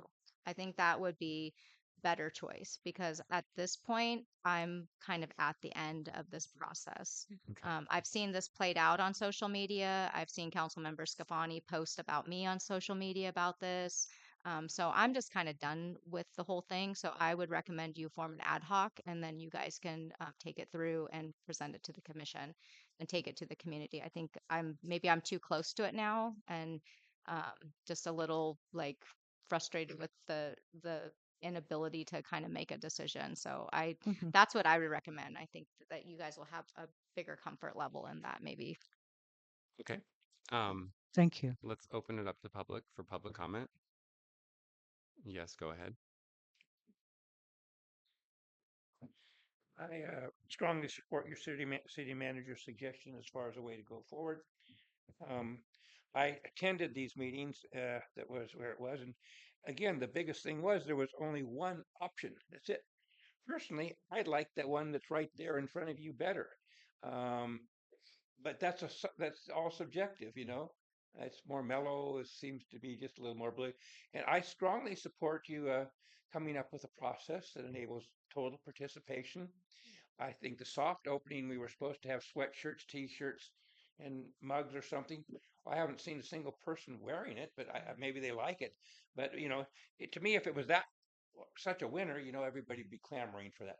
I think that it does need to go before the public, and I strongly support what I think this council ran on was public participation and reaching out to the public. And I think this is a very important thing. This is the branding of Blue Lake.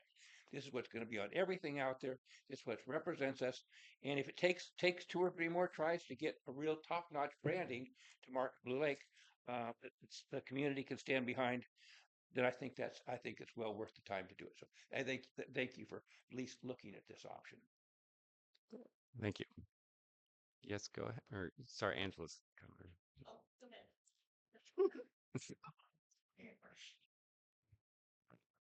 Um, so my problem is not necessarily the colors. Um, my problem with the logo is in its completeness. It is offensive. It is like a totem pole. It looks like a totem pole, and the river looks like a blue tongue sticking out at you. Every time I pull into Blue Lake and I see that sign, it's sticking its tongue out at me, and that is not welcoming at all. It's not welcoming. It's yeah, I would really appreciate if we could ask the public. It's yeah, I'm happy to support all of the sweatshirts and everything that they put out, but if they put that on a sweatshirt, I told them I won't buy it. It's incredibly unattractive, and it's not against Noah. It's just not. It's not professional. It doesn't represent me or the people that I know. Um, my dad, who built a lot of Blue Lake, would be horrified to see that when he came into town. I feel like we should show a little more respect for the people who actually built this town, right? And I don't think that we need to rebrand. That's how I feel about it. We don't need to rebrand. We need to keep things simple. I don't know what the cost of all of that is. I don't know if my 3 minutes are up, but I think it's atrocious, and we need to start from scratch. Something simple, not a lot of colors, classy, classy that is timeless. This is very, what's that word? It's trendy. It's going to go out of style. It's awful. Yes, Lori, go ahead. Well, I'm not sure I even know what it looks like, but my only suggestion is when you're looking at signage, um, all the signs that possibly could be put around Blue Lake, entry, City Hall, Town Square, uh, Powers Creek District or Botawat District. So make sure that all the different signs that are going to be put out coordinate. I think there have been a lot of attempts for different signage over the last few years with, the Powers Creek, there are a couple of different signs that I think were tried and they don't tie in together. So however this process works out, whatever logo is chosen, I would like to maybe see an inventory of where all the signs should be going for the park. However, they're all going to tie and make sure that they all tie together. They're just not haphazardly put and designed um, all over town so that they're consistent. So maybe checking out and looking at another option um, is worth the time, but making sure that you know where all the signs you expect to be are going to go, and then they're all going to coordinate. So at least we are kind of pulling everything together. If you're going to rebrand or whatever, make sure it's all consistent and in all the areas that you want to see signage. And you don't have to put the signs out right away, but at least you have a plan for it. Thanks. Great, thank you. Yes, go ahead.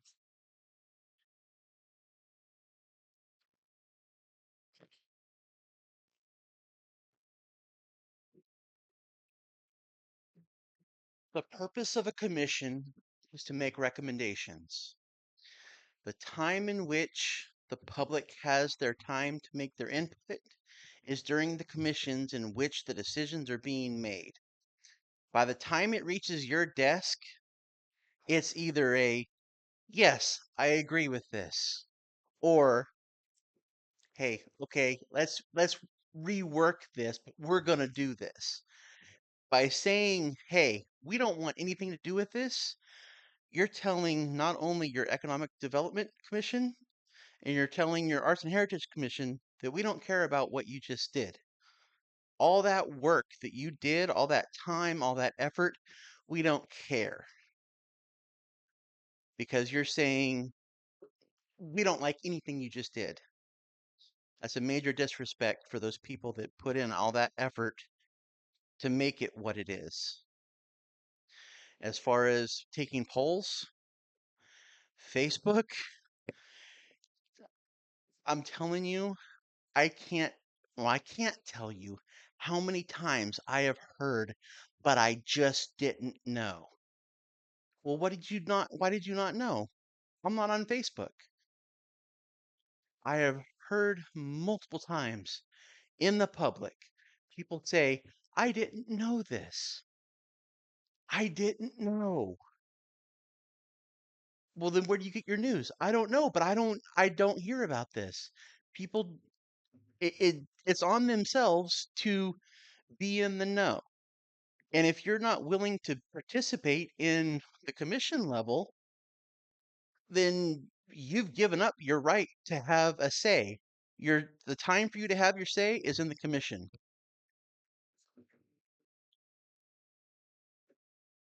You, sorry, you've already spoken. Uh, Thank you. I appreciate your coming up and commenting, Justin. I would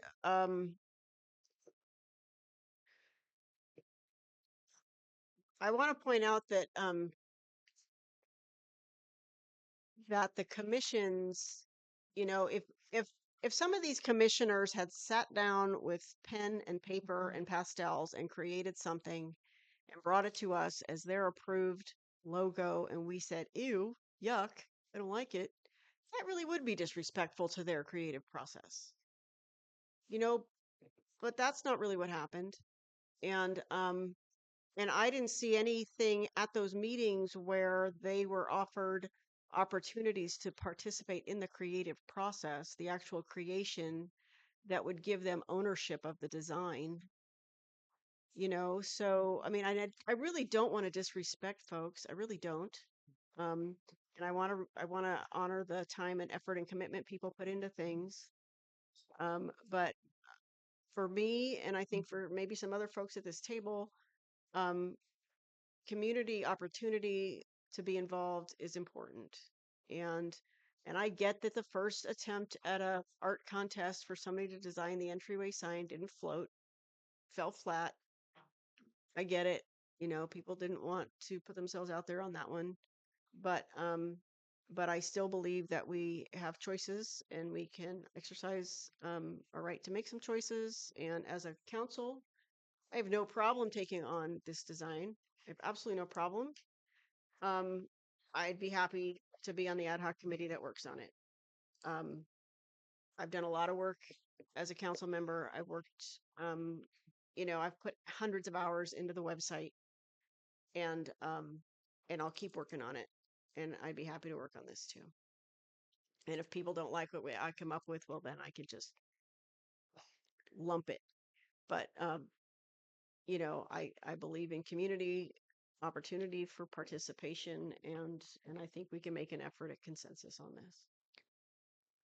And I would also like to remind the council, this isn't just about a logo. This was a branding platform. So this is translating over to everything that the city is putting forward, our merchandise, our signage, our documents, all of it. And that was the goal of something that the EDC had been working on for a number of years, was trying to get to a point where we had some marketable um, items and our signage was branded. And as we're starting to build business and attract people out here, so it's not just about a logo. And part of the reason why the Arts and Heritage and the EDC didn't do hands-on work is because no one had the professional capabilities to do that.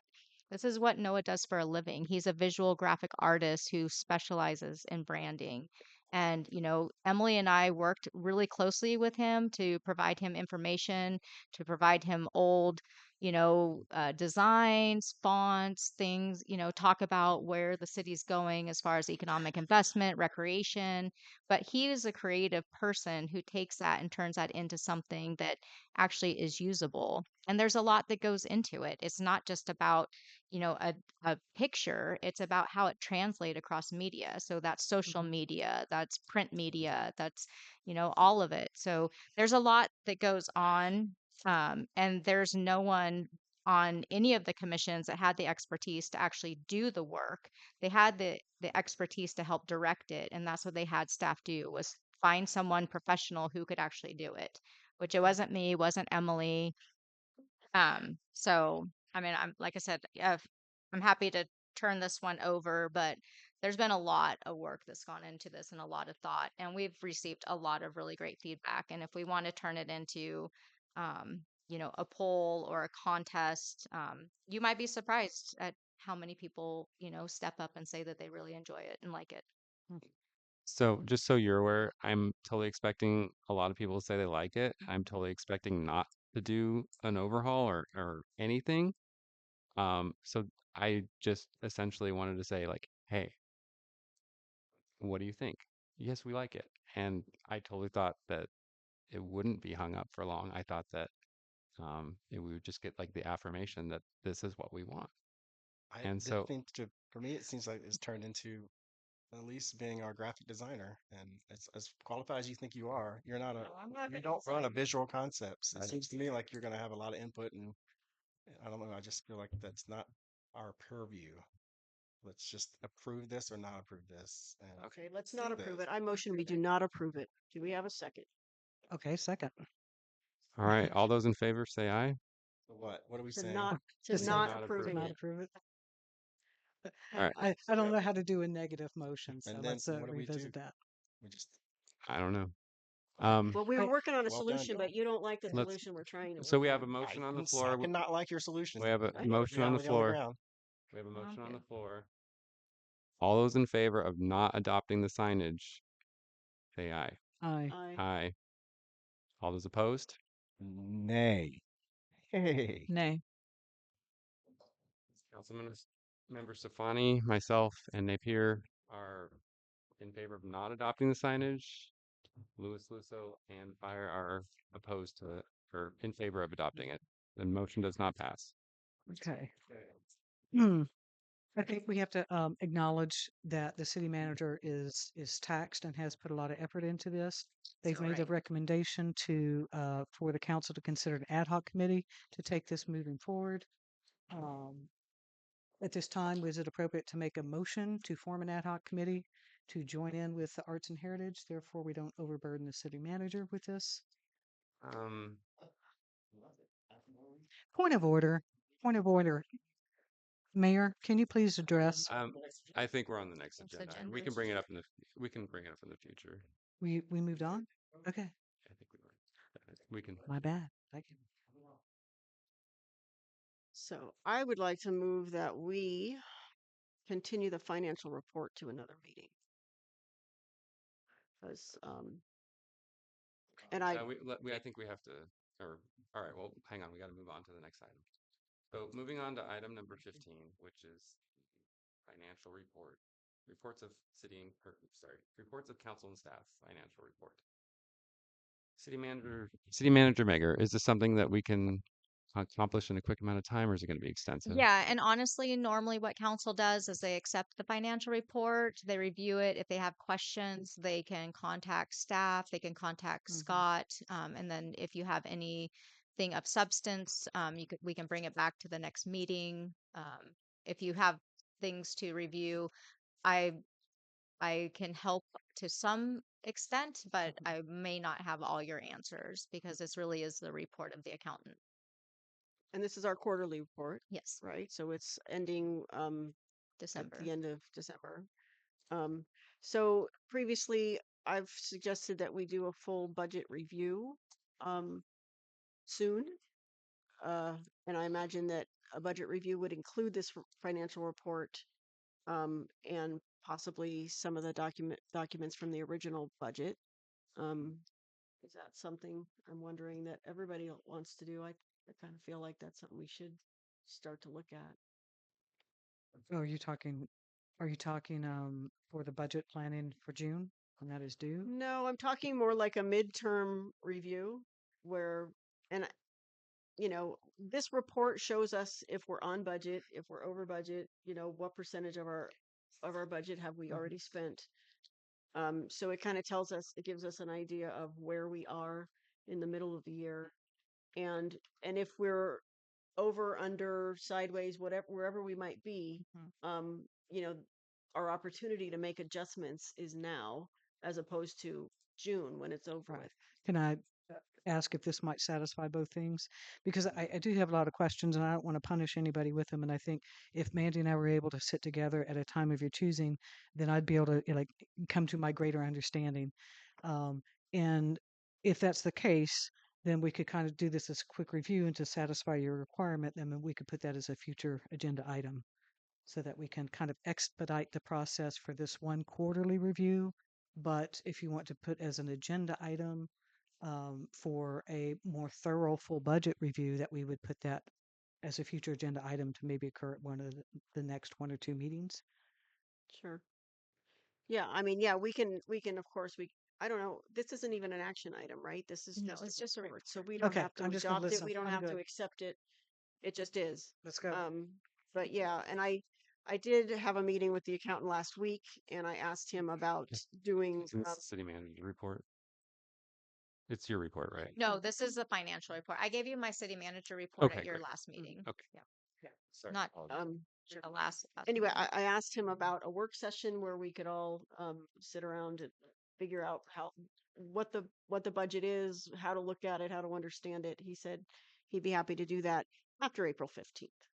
So Yeah. maybe the end of April, that would be a good time. Okay. But in the meantime, you know, I personally find understanding the budget to be a pretty heavy lift. I think it's a tough document to fully comprehend. So I I'm hoping everybody gets an opportunity to get to a comfort level before we get anywhere near June.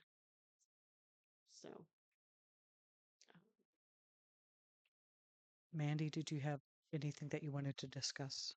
We're just No, just if you have any questions, I'm happy to answer. okay. I'll reserve my question for one-on-one with you when you have time. Absolutely.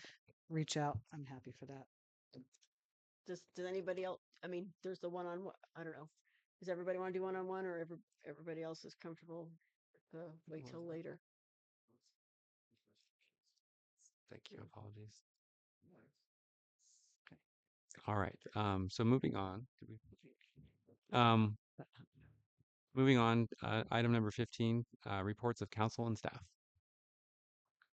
Um, Anybody attend any meetings? Christopher? No report, thank you. Oh, Lee? I was at an RCA meeting last week, and there's nothing really exciting to talk about. Got Nothing to nothing? report, really. Michelle? No report. I wish that we had a full house here. Um, how often do you get to go to like a 2 or 3 hour meeting and coming out like you had just come from a great movie? So I'm on the Redwoods Rural Economic Development Commission, which we have yet to meet in person or for me to attend, because this past Monday when they would have been scheduled, they asked that we all attend a presentation put on by Natalie Arroyo, who is I think the fourth district supervisor. And this is with basically it deals with the challenges in healthcare. And that sounds like, oh, well, what does that have to do with us? It has everything to do with us. Just to parallel with what Mandy was saying and reflecting about the challenges for law enforcement and their staffing, and that's deputies, that's sheriffs, that's some of these programs are a 1 year training or less in order to get certified. We're talking our nurses, our PAs, our doctors, the ability for us to recruit and retain here in Humboldt County has some unique challenges. And I think I'll just get to the point. One of the ones that I'm going to throw it out there for us to sort of nibble and digest on is one of the number one barriers to these providers coming here and being able to provide services, because Humboldt County is we're already over a barrel as far as having the sufficient number and type of medical providers. It is going to exponentially increase because of the number of retirees that are happening and the low number of people going into the field. The complication for these individuals who are coming out here is most of them are coming out with about $500,000 worth of school debt alone. So we imagine doctors to be rich and have a lot of options. And what we are hearing, what she presented, and this was with a panel from folks. We had the CEO of Mad River Hospital. We had the representative from St. Joe's. I mean, these are like the Tori Starr from Open Door, which, I mean, they deal with clinics from Del Norte through all through Humboldt. They're the largest medical provider here. And they're all saying the same thing, that the problems they have is with housing and with having housing that is affordable for these people, that they're strapped. And in particular, one of the places where they're really struggling is when you bring in locums and tenants and you're trying to find temporary housing or furnished housing. We're talking $400,000 for an apartment. It's these are really prices that are considered gouging. I'm bringing that up because it does affect our community. Healthcare affects each one of us, and our access is going to get more and more difficult. So as we consider some of the resources that we have and the land that we have, I hope that we begin to consider how we could also help partner and explore with some of our medical entities here on helping to solve this problem. We have some land. We have a beautiful location. We are close to many of the open door clinics, to Mad River Hospital, to physical therapists, to some of the SNFs and skilled the other healthcare facilities. I've said enough, but I think we have an element, at least for consideration and just to kind of mull over healthcare, housing, revenue. Thank you. Great. Staff, go ahead. Andy? I presented my city manager's report at the January 14th meeting. Great, thank you. Yeah. And then what was next? Let's see here. I actually did have something I wanted to report on, but I forgot what it was. Do you remember now or? No. Okay. So I'll carry it over next month. All right.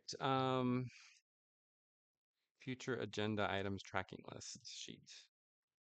Did you have that still, Mandy? Yeah.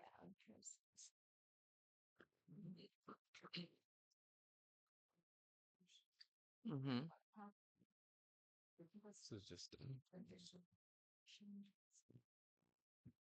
these were proposed items that we generated previously. We have enough. I already have it, so I'll give it to you. Just kind of see what we've accomplished already, what we're still working on. Give you an idea of any ideas of future agenda items you want to bring forward that aren't on the potential future agenda items.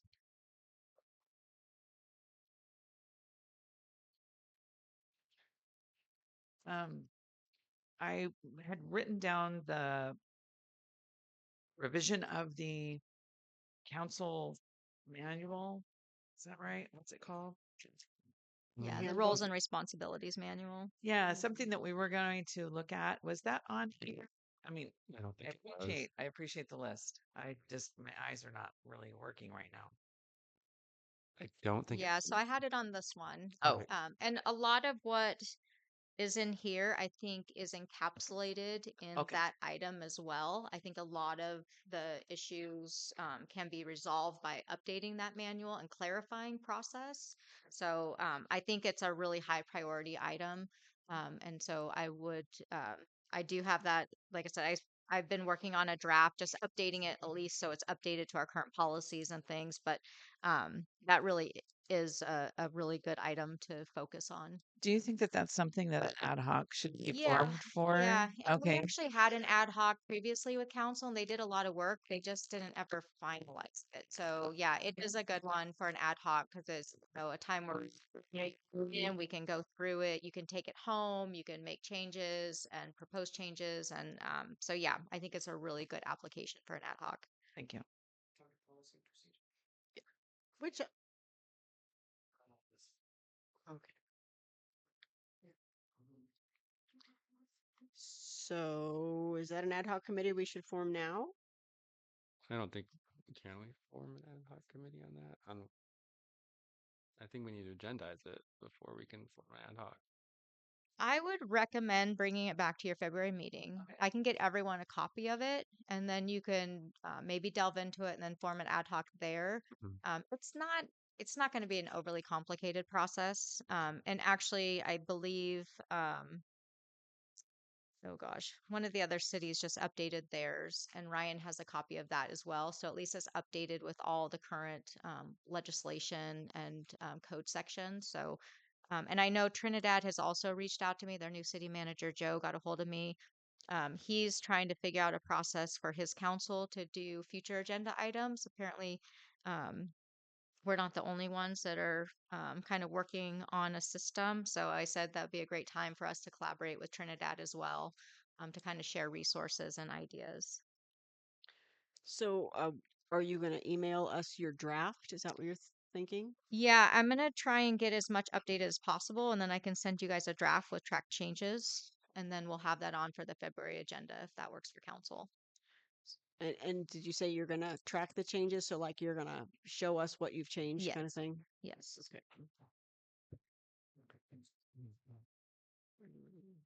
So at this, Mandy, at this Yeah. point, can we propose future agenda items Yeah. or, hmm okay. And, So, I just want to say I love this sheet that John created. Um, and as for the last two meetings, I've been the other person on the agenda setting committee, and I just think he put some time and effort into creating this, and I think it's great. I think it's a good tool that we could use, to communicate with within the council, and also I think it's nice for the public to be able to see what we have on our list, um, and things that might be coming up. So anyway, thank you, John, for working on that. not a problem. Um, does anyone have any future agenda items they want to bring forward at this time? No Christopher? future. I just want to point out that it took us 8.5 hours to get through with this agenda thing. So I think we really need to figure out a way to I've make it less than 8.5 hours. I've got some Two meetings, proposals. So, it's just getting out of hand. And, I love Blue Lake. I love doing the business, but I think this is asking a lot of us, asking a lot of staff, asking a lot of Justin, I you know, and, and of course, and they're there as well. We're all, um I agree. I think a potential future agenda item would be maybe figuring out proposal for a future agenda item is ways that we can optimize these meetings and make them a little more efficient. Um, maybe could we have an open discussion on that in the future? Just meeting optimization, see ways that we can either set time limits on ourselves or on the process and make sure we're moving along while also not harming open discussion. and being cognizant of the amount of agenda items on the, for that particular month, if you will. Correct. Um, Chris, do you want to propose that one, or am I proposing that one? Just on my list here, the optimization of the meeting. Yeah. Just a Okay. discussion. Yeah, you don't have to make a motion or anything on No, these. I mean, These are just a time for you to list them, and then, yeah. but but I do have to caution though, as you build these lists, then you've got to be cognizant of how much you can take on and what gets kicked to the next meeting. So, Well, I think that we're going to kind of smooth out here, um, hopefully, in the next little bit of time. I mean, we're all kind of getting used to the process, and we have so many questions. And I think that, we'll probably, once we get used to each other and what we're trying to get accomplished, we might be able to get our point across with less time. I hope. I think maybe. I don't know. Great. We'll see. Any other future agenda items? Can the public give input on future agenda items? Mandy, what's that? is the public allowed to give future agenda items? Yeah, they can comment on Yes, future go ahead. items. Well, I have a very good crystal ball. I think you may wish to, because it may be relevant, and you may wish to move rather quickly with the topic. And the topic would be compliance with DHHS uh, uh, Environmental Department, which is handled by Mr. Dolph. and it would have to do with a lack of compliance the city is regarding its permitting process for its food facilities, including the doghouse and your other facilities here. So that's something that I highly recommend you put a placeholder in there because you may wish to respond quickly. Um, the county is very, very lenient on things, especially if you jump on things right away. On the other hand, if you don't do it right away, I think you're not showing good faith in compliance when you are in violation of something. So anyway, I just thought I'd bring that forward to you, and I guess you could wait. With the weed business, they have a $10,000 uh, a day fines for not participating correctly, and that county does not do that way. They want to bring us into compliance. So anyway, you may wish to consider putting that on, or maybe if you're having 2 meetings a month or something like that, you'd be able to get it in a timely manner. So that's my suggestion. Thank you for the opportunity to speak. Great, thank you. Um, Mandy, if I had an item that potentially would be a closed session item to bring You can forward, propose that. I can propose it now, Mhm. or it would be appropriate, even if it had to do with like real estate and stuff like that, or should. Yeah, you would propose the subject matter. Okay. I mean, there's only so many things you can do in closed session. So most things have to be done in open session. Okay, So, I'll talk to legal first before I okay. bring it forward. Um, and let's see. I think a future agenda item I would like to look at is how city council interacts with our commissions. So that would be another discussion item I'd like to bring up in the future.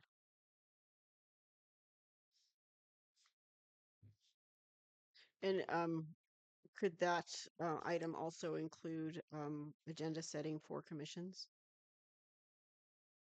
Uh, I mean, as part of the interaction process, I think that, or that's just all I included? think, yeah, I think that's pretty broad, but Yeah.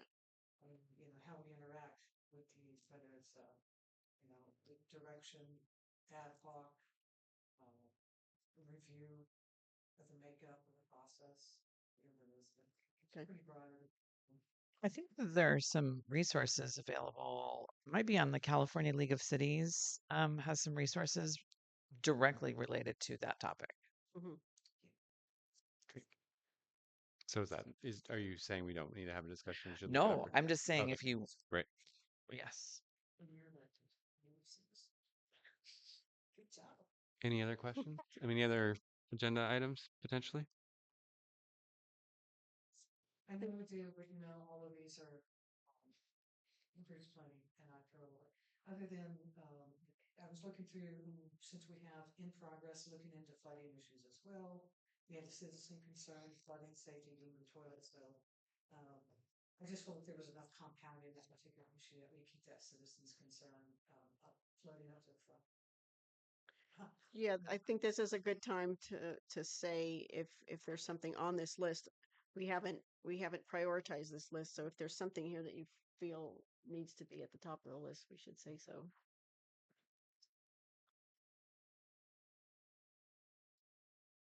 So I think the second thing on the list, the ad hoc committee for law enforcement discussions, that's going to be brought back potentially after the attorney is consulted, right? Correct. I believe that's what we came to the conclusion of. And I think the ad hoc committee for power transition negotiations and discussions, that needs to be towards the top because that is ongoing. Um, I don't know that we can I don't know that we can prioritize right now. Yeah. Is that? no, I think that's too I much. don't know. Sorry. Yeah, I think that could be, I did have, we have an agenda item. Um, I think that earlier we talked about the economic, asking the Economic Development Committee to do some projections based on based on assumptions and information, so I think kind of do the narrative analysis, considerations of real estate transactions. Right. And I just, as a reminder, I think that's generic enough, but I wouldn't want to go into the details because of the genesis of this is closed session. Okay. So that the council discuss economic development the ability to provide projections for comparative analysis for sale, lease, or keep city assets for the state.